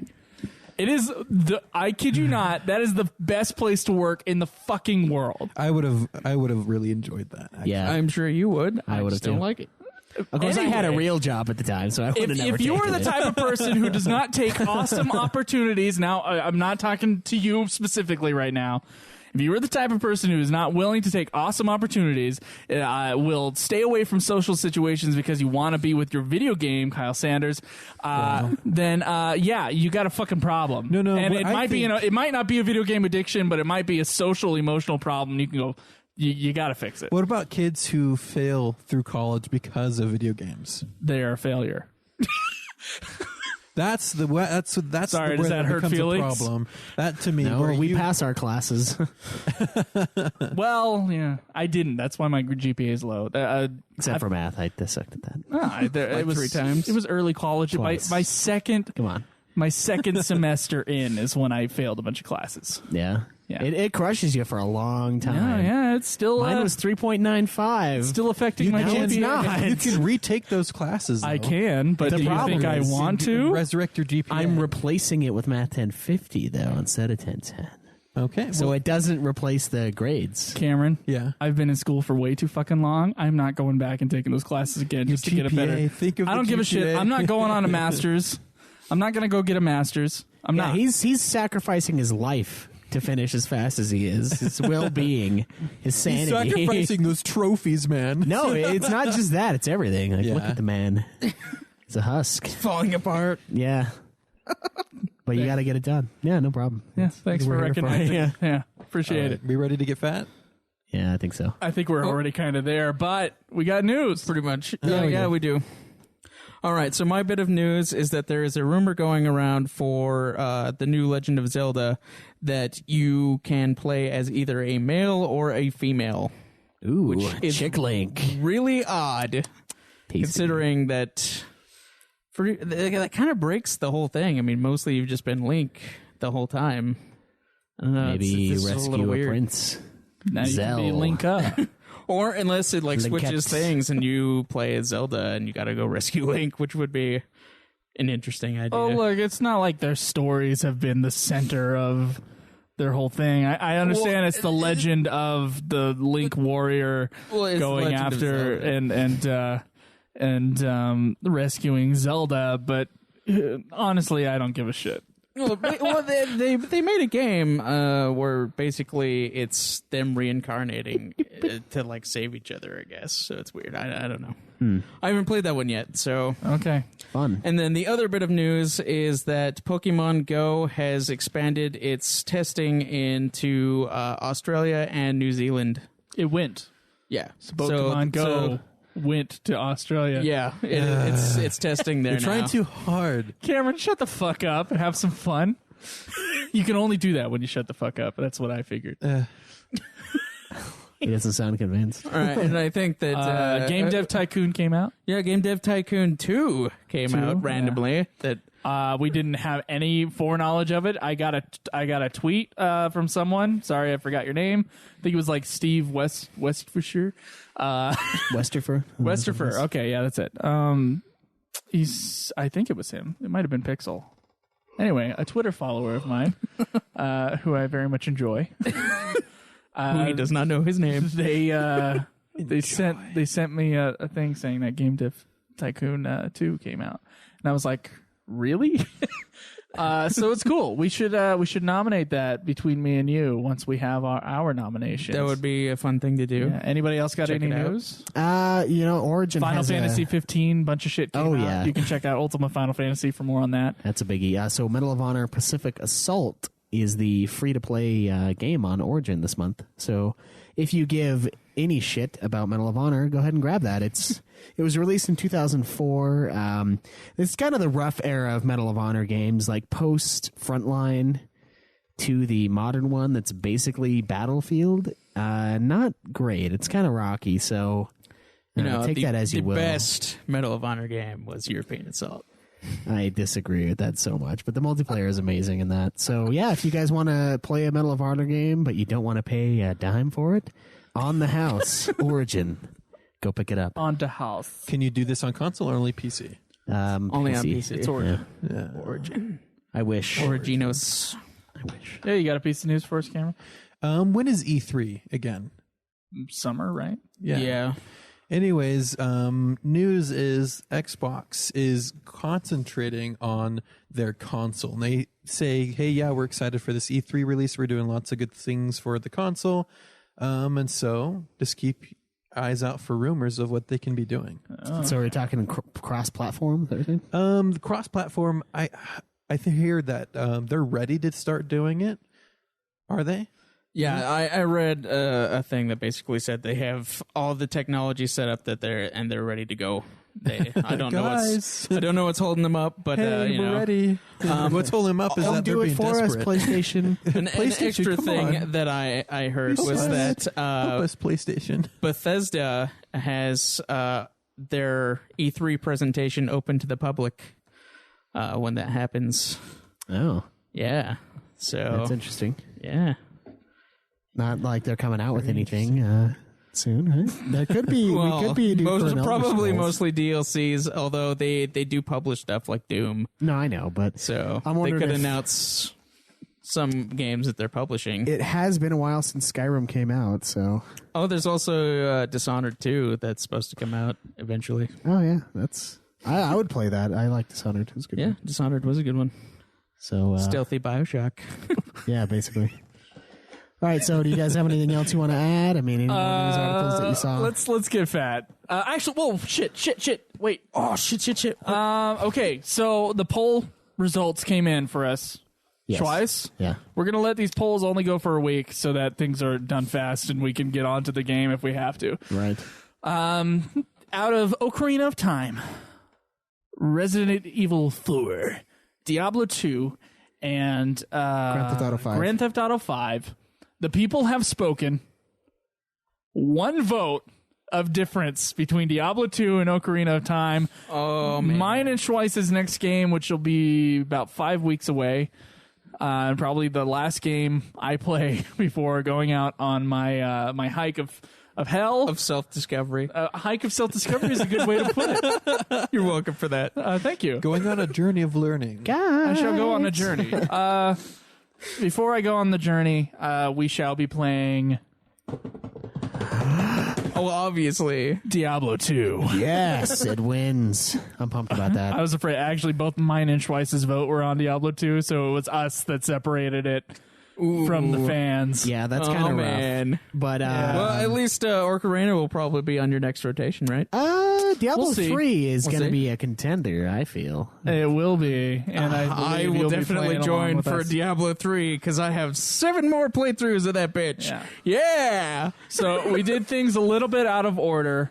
Our next vote is going to be on Caleb and Cameron's game, Which is the next game that will be played in about 3 weeks. So technically that vote should have come up first, but we should totally have. forgot about it. Yeah. That's true. But, oh well, you guys hadn't chose a game yet anyway. I might as well have the people choose. What are the nominees? The nominees are Medal of Honor, European Assault. Oh my god. That was one of Cameron's picks. Cameron, why do you want to play Medal of Honor? It's just so much fun that we've had playing that The game. multiplayer in that game is so fucking fun. So now you gotta play it's the so campaign. shit, but it's so great No, at the it's, same it's time. because it's shit is why it's so great. Dude, that's exactly why you and I need to play Nightfire, Caleb. Yeah. Have you guys beat the campaigns before? No, I have not. I have played the campaign for European Assault before. Okay, so Cameron hasn't beat the campaign No. before. Okay, because there has to be one person at least who has not beat the game. Right. Right. Okay, all right. The next game, which is also Cameron's nominee, Cameron nominates Wolfenstein New Order. Ooh. Why do you want to play in Wolfenstein New Order? Just because when it came out, Nazi. I was really interested in it, and I didn't ever play it. So I was just thinking of games I wanted to play. Oh yeah, I remembered wanting to play that game once upon a time. Okay. And Upon a Blue Moon. Caleb Craig has nominated Dying Light. Yeah. Is that a zombie game? Yeah. It is a zombie game. It's a very fun zombie game that I've played a little bit of. Sounds super fun. And then Middle Earth Shadow of Mordor. Ooh, that one's going to win. Think so? Yeah. Open the gate. No, I think that one's going to do it. That looked really fun. And Did you just say find the halfling? I didn't understand I it did. over the mic. You were like, bah, bah, bah, bah. I'm like, Yeah, I said find the halflings. Find the halflings. For the halflings. You know what's great? It's the edit on that, because it's not like he said that in one line. He said, find the halflings. They edited to him going, rah, in a separate shot. And then back to the original shot, he says, find the halflings again. Yeah, that's true. It's amazing. That's great. You can look at the movie, and that's how it is. Because like the raw line is in profile, and the find the halflings line is in. It's amazing. I fucking love the first Lord of the Rings like more than almost any other movie. I just love it so much. Okay, so the nominees are, once again, Medal of Honor, European Assault, Wolfenstein New Order, Dying Light, Middle-earth, Shadow of Mordor. I'm not sure if people found where our poll was until a little later, so we might have had a few votes. But our poll is actually going to be on nudeclan.net or ultimafinalfantasy.com. You should put one up on Twitter, too. It's going to be... People can just go in and vote on it. I don't think they have to be logged in to vote on it. I don't think so. No, they can just go on. So it's on our website. It'll be on this episode. So there's a news feed, and you just click on this episode, which will be on trophies or whatever it's called. Yeah. Yeah. Click on the trophies thing, and then the poll will be in the post itself. Right. It'll be at the top, so you guys will be able to find it if you look there. Yeah. So just vote. Your vote counts here. It does. Yeah, There's it only does. like so many people. You that will. decide. We'll decide. They did decide. We shall That be made me playing uncomfortable. You need to vote. Diablo 2. It is your duty to vote. Yes, I'm excited to play that. So good times, guys. Good times. All right, so getting fat. I will allow myself to wait. No, you Oh, should yeah? go You first. got another rant that's going to last like 2 hours? Come on. We don't have time for a Joe rant. I'm not saying Can you condense your rant? I'm not saying I into a will minute or less? won't have a rant. You should go first because you went last time. Yeah. No, I'll go last every time because I know that I'm going to have the longest rants. You might have the second longest rants. Yeah. Yeah. All right, so you guys go first then. He's got rants in Kaleb his Craig, pants. how's the movies going? I don't have a rant today. Yeah, I've been falling behind again, mostly because one of my coworkers quit, and really, What? you think doing the jerking off motion is funny? Is that what you think?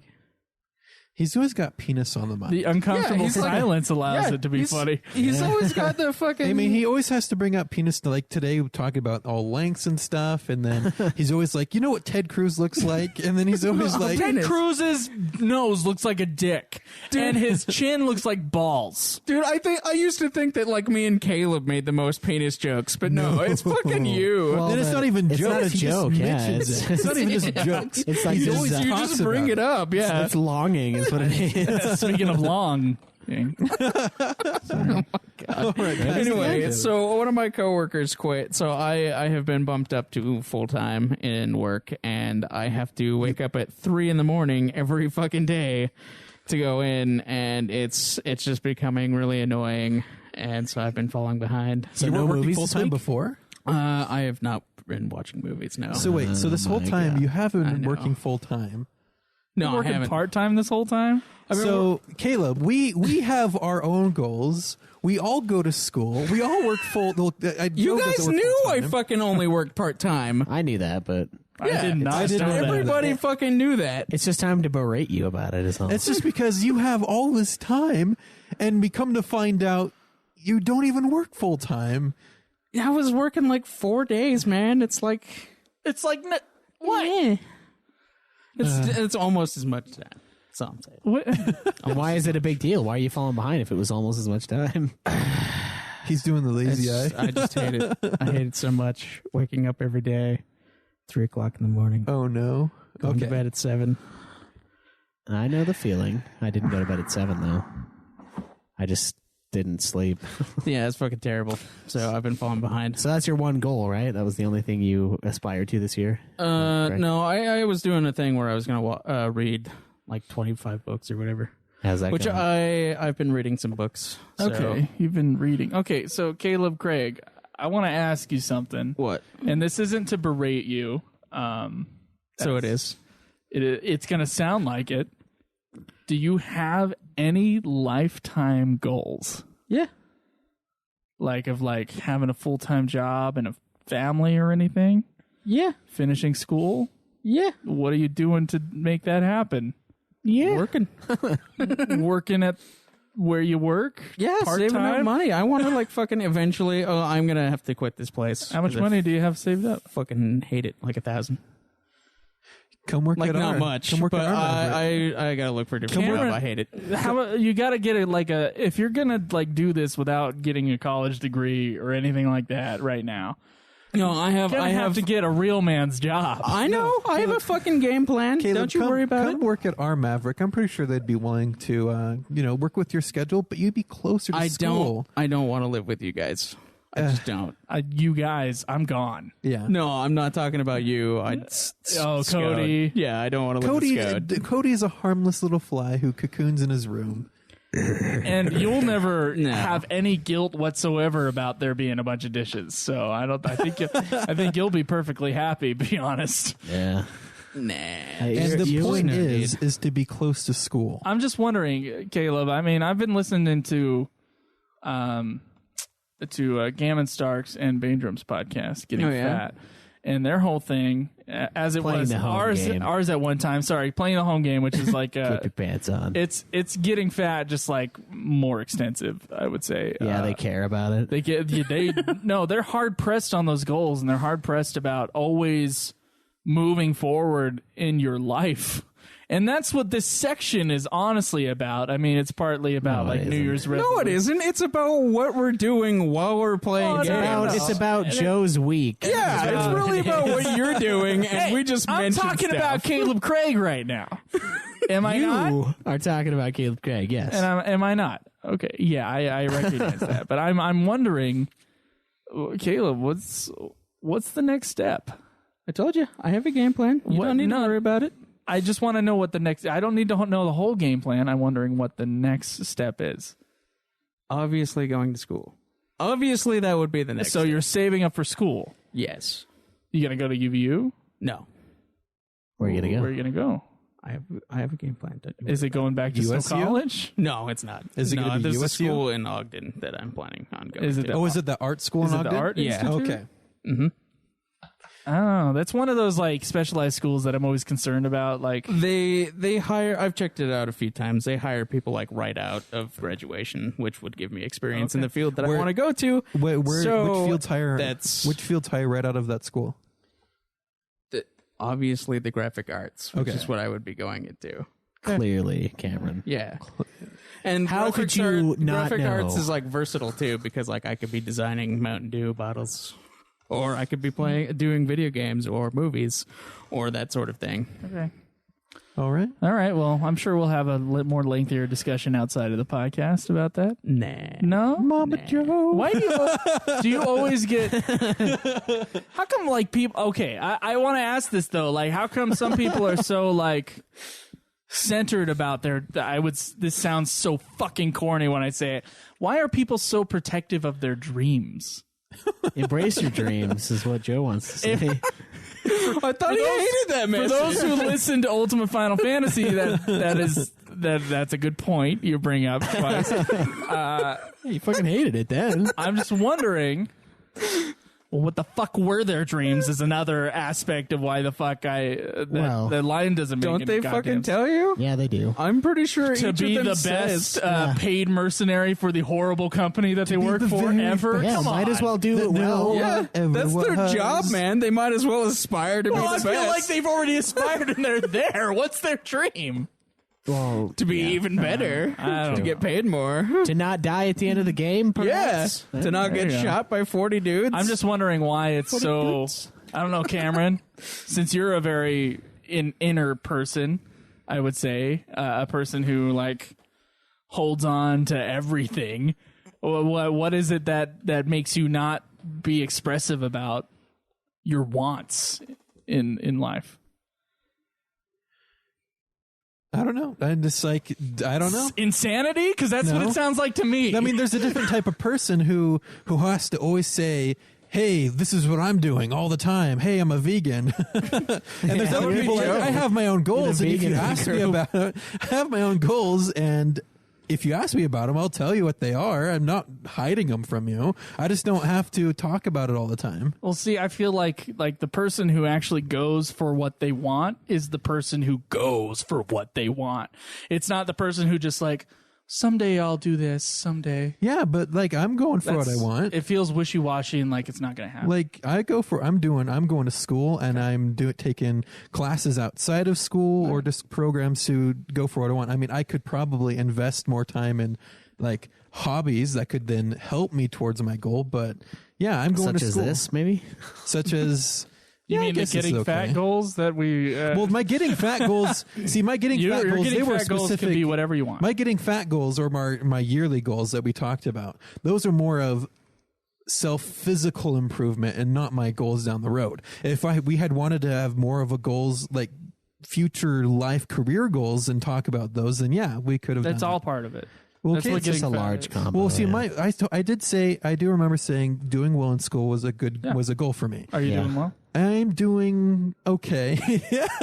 See, I could be doing better. See, I knew not to put that as one of my goals because I knew there's always like one class that I'm like, fuck this class. I'm gonna get a C and I don't care. The only issue is I sometimes it's really hard to stay on top of online school because like just do that later. I always had it for online. I always have like a day that's online school time. Yeah, that's Sunday. That was my day also. It was always Sunday. It's because everything is due Monday or midnight Sunday, and you're like, well, I've been putting it off all week, so I gotta go in. I gotta say, online classes have to. I'm not going to say I haven't done them and I haven't gotten anything out of them, but I gotta say, like, just in general, online classes need to be fixed. The way online classes are done, because there's not a class that's easier to pass than an online class ever. Right. There's nothing like I think I've had one online class that was not easy to pass, and then I fucking yelled at the teacher and I passed. I remember that. Yeah, you remember that because sometimes online classes are a little more difficult because of time management. Fuck. Yeah, and I would say his name out loud, but I should not. I thought you just did. No, but no, some classes fuck. For the most part, online classes are easier. Sometimes though, a teacher's a real stickler about your papers that you turn in. So if I hear someone going, "Oh, I did all my classes online this semester," I'm like, "Well, I'm a graduate of ASU online." I hope you can just print off your degree then, because that's about how much it's worth. That's what it sounds like to me. No, there are certain classes I have to take in person because I do better that way, like math.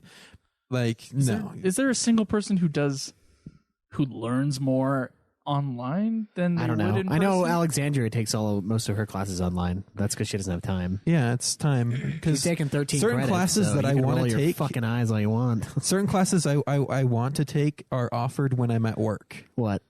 I saw that. I don't know what you actually said. I heard all you want as the last part. Oh, you can roll your eyes all you want with this saucy I will attitude. roll my eyes, but I've taken online classes and I expect others to roll their eyes at me. That's what you guys don't get. No one cares what you expect. You know, I do treat others as I would have others treat me. Yeah? Yeah. Oh, that's why we treat you like shit then. That's fine.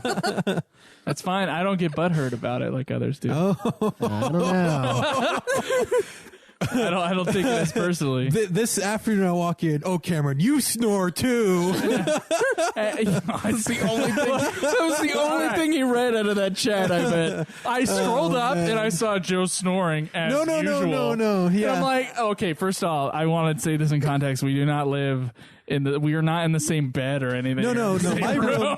So we have a thin wall between us. My room is right next to him, and then Saturday it's just the low rumble of Joe in the next room that's always there. But I had to bring it up. I'm like, okay, you brought up me snoring. Mister, I'm going to bring up you snoring because you snore every night. Why do you have to bring it up? Because you get butthurt about it. I'm not actually butthurt about it. Butthurt is me punching the table and getting screaming at you. No, that is anger. That is butthurt is what that is. That is like pure been slammed up the ass butthurt. That's what that is. a single how about you doing this is not like me and Kaleb Craig actually screaming at each other in the middle of this episode about what people did or did not say. We do that all the time. That's not butthurt. Yeah, we literally do that for fun. That is simply like that is an amazing moment for me. It's a connection of Joe loves to yell and I contribute. Yeah, he contributes exactly. Like we can yell at each other and not have to feel the inner pain. No, we can yell. It's when you it. don't let someone speak. That's gets me. I didn't let Kaleb Craig speak, but he spoke anyway. He was getting pissed off. I'm a dick. He wasn't being pissed off. There's a difference. There's a difference between, I don't know, like, what's the word? Is there a word? Banter?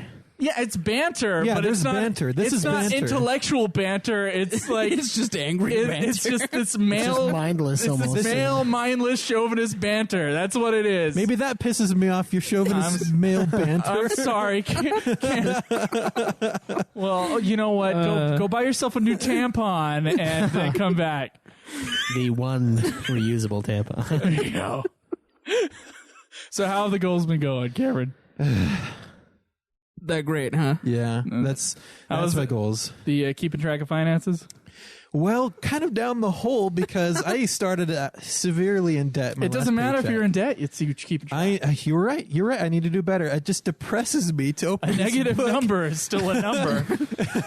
Well, I'm even further in the negatives. But I kept track. This country, they charge you for being poor. If you have no money, well, here's more and more no money. I guess you could like try to get food stamps. I mean, if you're that desperate. No, exactly. I just need to live a month off of only ramen and rice, and then I could be better. So eating more of my food? Exactly. That's Joe food right there. That's what I've been eating is ramen and rice. So I try to make healthy food choices, but that's expensive. Yeah, I know. So I can't eat healthy if I want to start saving money, so I'm no longer in the negatives. So your after every goals are paycheck. fighting against each other. Yeah, I want to be healthy, but I can't afford to be healthy. Well, you can still be healthy. You just need to take No. time. I fatten myself up like I've been doing, and then just subsist off of my stores and hibernate. But then you don't have money from your job. Then again, you don't have much expenses if you're sleeping. This month, how do you not have money? Well, it's just it's like the snowball rolling downhill. It just gets bigger and bigger. So I had a huge expense that left me $200 negative, and each paycheck after that has been trying to patch that hole. So I'm already less money each paycheck to where I'm less and less negative every time now. But it's taking time to get back to where I'm no longer that way. Man. Is that the only one you had? I would sell No. your car. Sell my car. You have 2 cars, Cameron. Yeah, I'm working on that. Yeah. Well, the other one sucks, though. Yeah, the other one, my mom dropped The other one's the one that he transmission needs out to of. sell. Oh, I know, okay. and I can get like $500 out of it. Ooh, Yeah, $500. scrap And pieces. then tell your mom that Yeah. if she can't drive around, go take a bus. Learn to double off. shift. Skeletor. Learn to double clutch when you shift. Double clutch. Yeah, it's easier on the transmission. What do you mean by double clutch? So you clutch down and you pop out of gear, and then as you go back to put into gear, you clutch again. Oh, don't you do That's that double anyway? That's I what just always hold do. down the clutch. That's not double clutching. What the fuck would the difference be? It's easier on your transmission if you double clutch. Then again, you also go into drive as you're reversing, so I don't think Joe cares about his transmission at all. Caleb, like, my foot is on the clutch when I'm doing that. Still, though, you go from mowing Do you backwards watch to my going feet? forward. That No, I that see. jerks it when I you see do the that, car Joe. change. Oh That- yeah, I know it's better to stop, but I don't stop. It's way better to stop because then You're the right. transmission gets You're right. smashed into. You're right. I'm not saying I haven't replaced the transmission on that thing before. The 100,000 mile mark. I guess I'll be in for a new one here in a few a couple tens of miles, Yeah. tens of thousands of miles. Well, that's not bad. I mean, it's whatever, I guess. As long as that's the most major thing you run into. Yeah. How's your stuff going, Schweiss? I'm getting fat, so the weight loss isn't going too well. Although I have been eating a lot of fast food, so I'm just kind of bloated. Like I just feel grody right now. I mean, I didn't shower, so that's one I of have the a reasons. Taco Bell story actually. Can I say that real fast? Yeah, go for it. Okay, Yes. so this is a part of me not making my health goals because I went to Taco Bell. So anyways, I was going to get my hair cut. They said the wait was 30 minutes. So I walked across the parking lot to the Taco Bell, right? And so I'm sitting there. I order my Taco Bell, which was one of those crunch wraps and then a queso burrito thing they have. And it was $5. Okay. For two things. And so I sat down, and I'm waiting and I'm waiting and I'm waiting. And it's like a half hour I'm waiting for my fast food. So I walk up, I'm like, hey guys, what's going on here? It's like, oh, we thought some other guy took your food.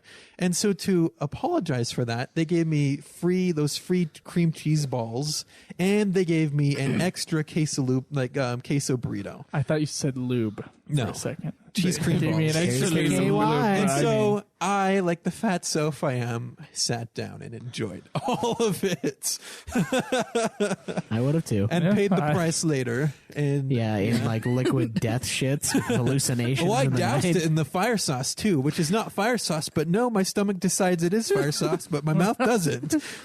that happens to me like every time. So you were shitting blood, is what you said? No, but no, I guess there's too much. I have to be careful on the spicy spicy food. I've learned to keep Tums in my car because that takes care of it. So if you eat something really spicy, either eat Tums right before or right after, and you won't suffer the pain afterwards because the calcium counteracts the acid in the hot sauce. All right, fair enough. Is calcium a base? Yeah, Okay, I didn't know that. that's why it's in Tums. I didn't know what part of it. Is it the calcium or is it some other part of Tums? No, it's Tums. The calcium is what I'm settles sorry, your stomach. I don't know the chemical makeup, so I was asking a question, not judging. Yeah, I think calcium is a base, but Okay. it naturally isn't. It is a base. acidic, I guess. So it Okay. does counter some. Yeah, so I've been getting fat. I've just been eating out and just kind of grody.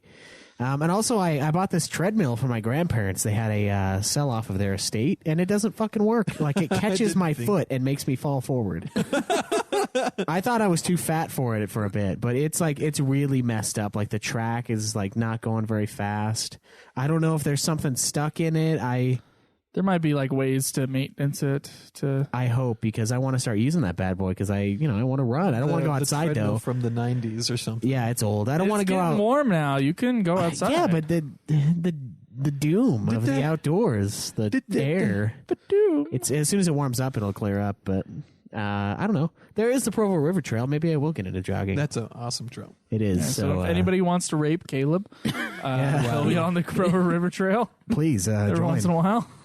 You do it at 2 a.m. That's like Conjoined. the best time. Best time to rape Caleb. Is that what you're saying? Yeah. So yeah, that's been Rape jokes. yeah. No. They're not funny.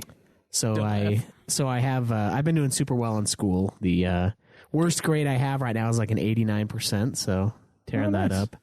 Admittedly, most of my classes are like entry level thousands, but one of them is an Uber HR class, which is unfortunately in Saturday mornings, and it's hell.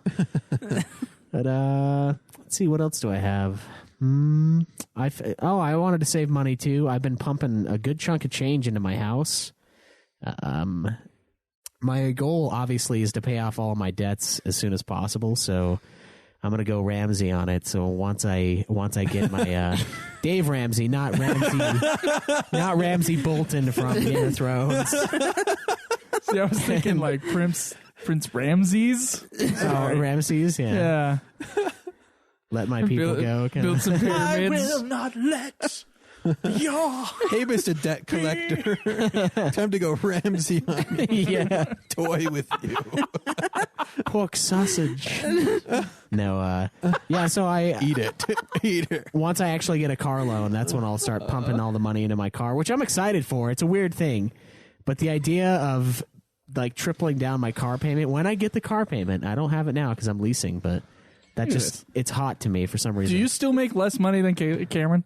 Yes. Yeah, I do. Yeah. Oh, look at that, Cameron. Look at that. I know. Do you see this? I see it.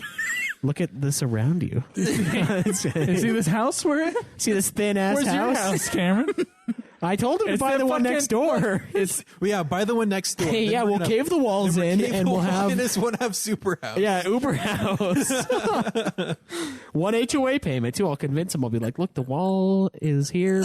All I can assume is that Cameron has a secret like cocaine problem that he's he won't tell anybody. You know how Peter Griffin always just randomly has this like random expensive thing, right? Pretty soon you guys will meet the machine. I understand. It's a Family Guy reference where Peter randomly obtains things. Like he'll just show up in a helicopter, or he'll just suddenly have a rocket ship, or he'll be riding a giraffe just randomly in the show. Okay, that's what about Cam's talking about. Just Cameron, like having random huge objects. I bet you he does do coke, and he isn't ADD. He's just high all the time. So he's freaking out. He's like, "Oh man, yeah, this is all." Yeah, good. We're gonna find him with like a little trickle of blood. He didn't buy out of his that like nose, just, $70 thing of scotch. That's true. Maybe that's it. Maybe he's like a huge alcoholic. Secret alcoholic. But he's like high class about it. Cameron, you got to talk into the microphone. I'm talking right here. You're talking like 4 inches away. Dude, pretend it's There a you robot cock You and can just hear swallow yourself it. in the thing, can't you? Yeah, and I sound just fine. Well, now you sound better than you did, though. You got to be able to separate the sounds coming from your head versus the sounds that are coming out of the speaker in your the ear. voices in his head say something completely. Oh, yeah, there you go. Spend. Yeah. Spend. Buy booze. Watches and high class whiskey. So yeah, everything's been going all right except for the weight loss stuff. I've been really slacking, just been super lazy. So yeah. Well, my movies have gone down the shitter. I haven't read a book in forever. I've read a lot of screenplays, but I'm not. They're unproduced screenplays that we've been reading from the Utah film community, and they're. okay. I don't think I can post. I can't legally talk about them, so I can't actually put them up anywhere and be like, "Well, this was a piece of like I can't do that. So no Goodreads for local. unfortunately, no. So like, it's just nothing. That's well, it was a book goal. I did have a weight loss goal. I'm gonna go ahead and wait till my hike and see what happens. Wait, and then do his thing. Wait for the weight loss. Huh? Yeah, there you go. Joe pun there. Yeah. Cameron's taking off, so he doesn't have time to hate it. Yeah, where? Why are you going, Cameron? I have no time for Joe rant. Don't have time. Fuck you. I'm not going to do it. I just have to go. It's not because of Joe. Okay. All right, man. We'll see you. All right, get the fuck out. Sorry, like it's Joe. All right. God damn it. Now I lost my train of thought. Good. Fuck you. Man, such anger coming out of there. I thought you were trying to be a better person. Like, Yeah. What is this? maybe Okay. Skull Hades or whoever's review right. where they said that was You're a huge right. joke. I'm supposed to. I think I'm a. Okay. Am Choose I? your next words very carefully. This is something. I'm a thing. Am I worse or better than I was 4 months ago? What do you mean? Cameron says comparatively better. Off Comparatively better? Caleb's just going to say whatever the other person says. I don't know. I don't remember 4 months ago. I have fucking Alzheimer's, dude. I am just shit memory. Well, I do live with Joe, so that's probably why I know. Yeah, Cam would know better. Okay. See, I just- comparatively better. I have been when I have the foresight to see how I'm interacting with other people. I am trying to be kinder. Fuck you. I'm not saying I should be kind all the time. I don't think anybody should be nice all the time. No, that's weird and creepy. Yeah. Nor should they. when people fall. Nor should they allow themselves to be a pushover. And there have been a lot of situations, and including this podcast, where it's like, well, it's time for me to take over. At least I feel that way, whether or not it is actually a necessity. But in that case, kindness has to go out, and me being short with people, I try not to be, but sometimes it does rear its ugly head. Yeah, no, there's been times where we've both had to do that, like on Ultima, when we just feel like it's not going well, we just cut it and kill it. Like, we'll just restart. And there has been that. There was a time where we were reviewing Fable where it was just like all over the place. And yeah, you took the initiative and said, okay, we need to do this over again. Yeah. And it's fine. You know, it's not a bad thing necessarily, but I don't know. I'd say you're less irritating. There was a time where I was like really fed up. It's just, so yeah, I'd say that goal is like, Yeah, you're getting there. It's like a Inching forward. yeah. It's a slow burn. Well, but I appreciate that. Did we talk about me, or I think we might have just talked about this in private. After doing the short films and the commercial I worked on the other week, I got my crew together, and I basically asked everybody, okay, if we were to do this again. Oh yeah. Did we talk about this on the show? No, not on the show. You talked about it in real life, I think. Okay. If we were to do this again, what would you guys do differently? And how can I improve? Or do you have anything? Do you have any questions about anything? Basically, it's all like, how can we improve as a team if we do a project again together? Mm-hmm. And no one else does that, so I decided I shall do that. I only had one comment that was because I usually like I pride myself in being a pretty good leader of men.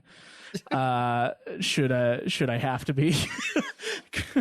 I pride myself as being a good leader. But one guy said, "Hey, I'm exactly the same way." And there's, it's hard to recognize when you're doing this, but about midway through the day, when things started to get a little tough, you did get a little short with people. And instead of saying like your please and thank yous and stuff like that, you just said, go do this, go do that. And he said, I know for you, it's nothing. And if someone acts that way towards you, you don't see any like problem with it. He basically said we have the same personality, and it's something he's had to work with. He's older than me. He said you just got to watch when something to you is a 1, it can be a 5 to other people. So it's about that kind of like, to me, it means nothing. There's no emotion involved. I'm not actually mad at anyone, but other people see it that way, and it's like, okay, I shall watch for that, because that entire shoot, I didn't think I was angry at anybody. I just, Yeah. Well, there was one time when I was like, Danny, go. Like, there was one time where I did that, but that was a special circumstance of the day. But that is something I do have to work on. I didn't recognize I was doing that. So I put out a tweet the next day that was like, what's the difference between assertive and yeah, I did see that. Abrasive? Like, because to me, it's like, how do you be assertive, which I think is a very important quality, and other people don't necessarily have that quality, and it irritates me like the fuck when someone is not assertive. How do you be assertive without being abrasive, basically? Like, almost like what it's is kind of the a difference? balance. It's a hidden balance. They're both, yes, but you have to find that fine line. yeah. And I don't know, with and I feel like it has a lot to do with subjectivity. What is abrasive is assertive to other people. What to me may be just assertive is abrasive. well, and I had this problem with my my last relationship all the time, where she would just like the way it was like always this excuse. Oh, I'm depressed, so I come off as a bitch, and I'm like, you come off this way, yet you do it over and over and over and over again. So fuck you. You realize there's something wrong, but you want me to conform to your fucked up ways. That's when it becomes a problem. Is when you acknowledge the fact that, okay, I know I'm kind of a dick, but I don't know, it's the way you go about it. I think your personality does lend itself to be a leader, but that doesn't necessarily mean you're good at it. That just means you do it. Well, I get things done. Doesn't that mean, to me, that's what that means? Yeah, but there are ways to get things done better, is what I'm saying. Like, that doesn't necessarily mean that you're, I don't know. I think you are obviously you're one of the leaders of the group. I mean, we're kind of just whatever about most things, unless it's something that really matters to us. But yeah. But that's where, I don't know, that's where it almost doesn't matter. It's like in our everyday thing, like, oh, what do we want to do? What do we want to do tonight? That's when normally we'll just let Joe take over, because none of us really care. We just want to do something, right? Yeah, for the most part. And, we'll just say, okay, what do we want to do? And then we'll come up with a plan, and then we'll do it. But most of the time, if it's not Joe or me, sometimes me then doing nothing stuff, happens. Yeah, we normally will just chill. But see, most of us are cool with that. Whereas Joe has a problem with it. It's not that I don't have a problem with it. I know. Okay, Cameron's not in the room, so I guess we can backtalk him a little bit here. Yeah, he's not going to listen to this. He's not going to listen to this either. Okay, so let's say we're all hanging out, and we're like, Cameron will do this because Cameron can't make a decision worth the fucking shit. But yet he'll complain that we're not doing anything. Are we going to do something? Yeah, that's okay, frustrating. This exact quote, are we going to do something? Guys, what are we going to do? Are we just going to sit here? And it's like Cameron never comes up with a solution. No, he never does. So he never has. By the way, Schweiss, I do not mind sitting around on couches and just talking. That's true. Cameron minds it more than you because I don't mind it at all. I don't mind that. But I feel like either. Because other people mind, I have to then, and people are just fucking inept, I have to then lead. Yeah, wasn't it like 2 weeks ago we were all just kind of like hanging out after the show, and then Cam was like, "Oh, so when are we gonna do stuff after we like we're not hanging out?" And like we were just sitting there like, on the couches talking to each other, and we're like, "Dude, that's exactly what hanging out is. We're with our hands. That's the difference." Yeah, like that we ended up playing Risk. Like that's just as much hanging out as just hanging out here while I write an episode description. Yeah, I mean it's pretty much the same thing. Yeah, I can see that, and that is a good quality. I mean, but look, you can't have someone who's wishy-washy in charge of a set. No, you can't. Cast and a crew. You can't do that. Same thing. Otherwise, people go, "Oh, he's not leading us. We're scared. This isn't going to work out." Yeah, those people are, probably just as nervous as you would be, but you have a vision, and it's your job to direct, obviously, what happens. Same as, like, people at my job. Like, when I have a boss that I can, like, undermine, like my current boss, left and right, like, I don't... You don't trust him, do you? No, I have no faith in his ability at all, because I'm just a total dick to him, and he does nothing. Like, that kind of... And stuff, I don't know, a lot of it's policy, so politics of how things are dealt with. But I don't know, and I do that a lot at work too. Like we'll have someone will be like, "Oh, we should play a game," and then like nothing happens, and then I'm like, "Okay, we're voting. Does anyone not want to play Monopoly? Does anyone not want to play Settlers of Catan? Does anyone not want to play Uno? Okay, we're not playing Uno. Which of these do we want to play? Like something like that. Like if someone, even if I say, "Oh, we should play a game, guys," and then I kind of expect them, "Oh yeah, well let's play something." I just expect them to kind of do it while I'm working. It like doesn't happen, so I could see where it is annoying though because I don't necessarily like doing it. You don't like being the guy in charge? I don't. Well, I don't have to be is the thing, but if it turns into a shit fest, then I will take the lead and say, okay, we need to do something with it. I just don't have to be in that position. I'm not saying you do, but I just think I don't know. Personality wise, I think I don't have to be, whereas you're more inclined to be the leader. Yeah. Which I don't know. It's not necessarily a good thing or a bad thing. It's just what it is. So my question is, when is the line crossed? It seems like a fine line that's gray, a light gray fine line between assertive and abrasive. And to different people, like to me, abrasive is like, that is a... someone better be like fucking knocking over furniture. That's like someone punching a table. That's abrasive. Yeah, that's abrasive. Someone talking loudly and directly is not abrasive to me. That is okay. All right. Yeah, I don't know. When I do stuff, like when and I'm not really in a position of power or anything at like work. Calling someone names is abrasive, but like telling someone to just do something without a please or thank you, that's not abrasive to me. Yeah. It's I don't know. It's just kind of even if I'm a follower, it's not abrasive to me. It depends on the way you are, the way you lead. Like I think it's important to be assertive, but you can do it in a way that doesn't come off as really negative. Like for me, when I have something where I come to the team and say, okay, we need to try to do something differently, just because some of us are getting screwed over by the antics that another's doing that no one above us is ever going to address because they don't know, or it doesn't actually matter to the stats they look at, kind of a thing. That's when I come in and I say, guys, we need to do this because of this. You come in and and the way I deal with it is a lot. I think it's better than the way you do. I don't necessarily I justify it a lot more. You just like say it and expect people to just take it at face value. I feel like I've justified it in my mind beforehand, though. Yeah, but that's the problem is no one else has done that, and that's where it makes it tough. And that's where I don't know.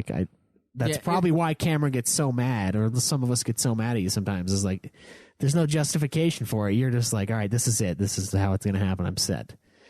And you could be that way, but you can like try to reason with it. And that's when I accept stuff. That's when I'm like, yeah, we should probably not play Type 0. It's a new game. Let's play it. And your argument behind it, you're like, no, we shouldn't do it. And at first I'm like, well, fuck you. You're just saying that. Like, there's no reason. And then the reasons come out. And it's like, okay, I totally agree. The only reason I wanted to do it is because it was new. And, I've different. had similar problems with people where I'm like, explain it, please. Yeah, and it's, I don't know. I think that's one thing he has a hard time with, and some of us can as well sometimes. All right. And well, if I'm know. a director on set, it's my vision. It is. It's your job. It's my job. I have to get everything done and on time and in exactly the right way, and other people may not be seeing the same thing, and they need to conform. Yeah, it's your project. Yeah. I mean, I guess I just have to be more kind to people on the way. Yeah, it would depend on, you kind of have to know the people that you're talking to, but then again, with like the people saying like you didn't say please and thank you, I mean, like, it's a job. Like, you shouldn't have to, like, if you're the manager, you shouldn't have to say, please go do this. Yeah. Like, my boss never fucking tells me, hey, please go wipe that down. No, he just says, hey, go wipe that down. I think it was less like a please and thank you. He brought that up as an example, but it's more of a, hey, could you move that thing, as opposed to go move that. Yeah, it just seems so. Okay, yeah, that would make sense. And it's something that you get used to eventually after years and years of knowing Joe. It's like, it's not as dickish kinda, as it seems. It's like, yeah, us being around him, we're like used to it, so we like know he's not being an ass about it. But it's like for other people, just like barely meeting you, I could see that as being like, yeah, I don't know about that. Yeah, I don't know. Well, we had a lot of problems with that shoot in particular, and that's the short film, the student short, as opposed to the commercial. We had less problems. And see, that's what's weird is when you're directing me in a movie, I don't ever get mad. Like I'm like, all right, well, I guess I just need to do better. I try to treat actors special. So. Oh, okay. I really do. But like, I'm just like, oh, I can see why that could be bad. So I just go with it. But no, like that shoot that particular day, we had problems with the script, so we basically didn't have a script in the morning. And so that first hour, I had my director of photography, he was like really had a just shit attitude. And he told me, he's like, well, I was afraid this morning, but you seemed to know what you were doing. So after a while, I didn't worry about it. So it's like, part of it is, if you seem unsure about anything, then people will revolt. And you will no longer have power. And once that kind of stuff is chaotic, then we're shooting 4 extra hours. Yeah. And nothing will have gotten done at the same quality as if one person was just in charge. And so it's the fine line of assertive versus abrasive. And I guess near the end of the day, I got more abrasive than I should have been. Mm-hmm. So. But I guess at the beginning of the day, it was fine. I don't know. Like, I put on some Michael Jackson music and was like, all right, guys, let's... I tried to be a cheerleader. I don't know. But yeah. I stopped being a cheerleader at one point, I'm sure. Yeah, I mean, well, you do get to a point where it's like, hey, this is our job. This is a career you guys want to go into. We need to be serious about it. And, that's fair.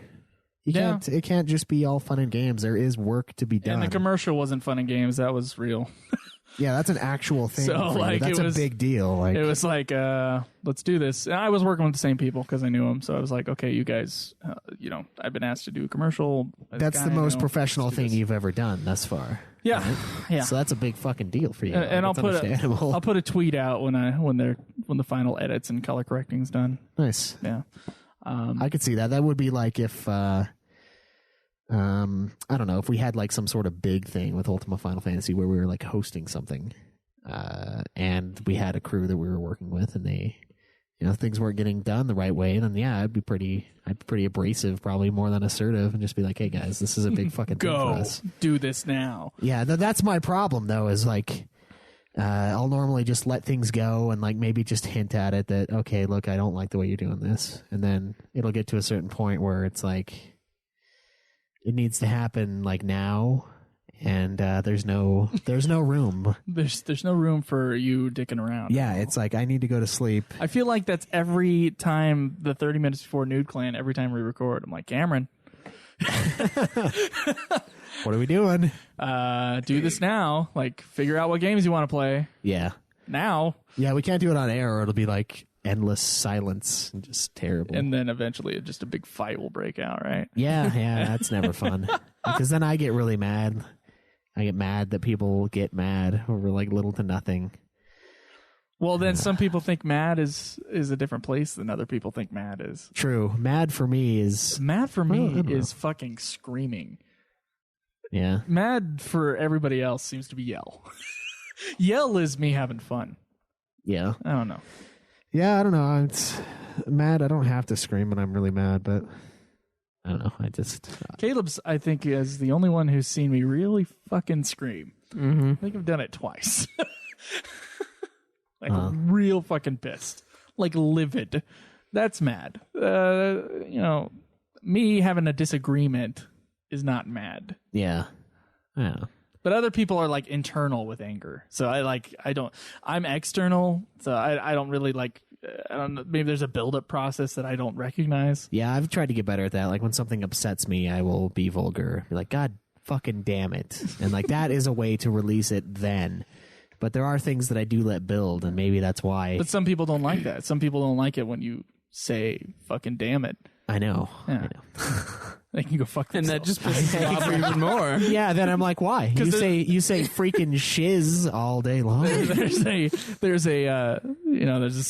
just a section of society that I don't know. Doesn't like that. Yeah, doesn't like that. I do it at work all the time though. I swear, I say fuck like left and right, and no one says anything to me ever. It's really awesome. Yeah, I'm like, God, fuck this. It'd be different if you were like working with children. Yeah, probably. When I was working there, they would always like downplay the language, like that even off the phone. Well, I'm over in my corner too. Oh, so on the phone you were like, "Motherfuck, let me tell you how to fix this fucking problem." I wish I could be like that on the phone. Man, that would be great. I did swear one time on a call. I said, I think I said shit. I was like, yeah, that is shit. Because this guy was like, man, this is bullshit that this and this and this. Because he was just talking about like his life while I was doing something that took forever. And I was like, yeah, that is shit. I agree. And, I just casually. Have you ever gone into a gas station and then the guy would just like the cashier is just swearing?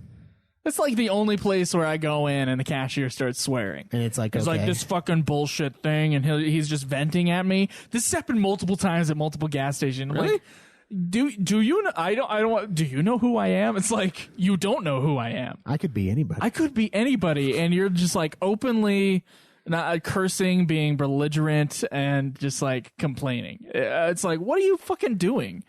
This isn't the place for this. I mean, I work at a gas station, and I try to keep that capped unless I know the customer is swearing too, and I'm like, hey, this is fucking shit. I understand, man. But it's I don't go up to cashiers and be like, fucking fuck. And then they're like, yeah, fucking fuck. I don't do that. I just go take up my stuff and go, thank you.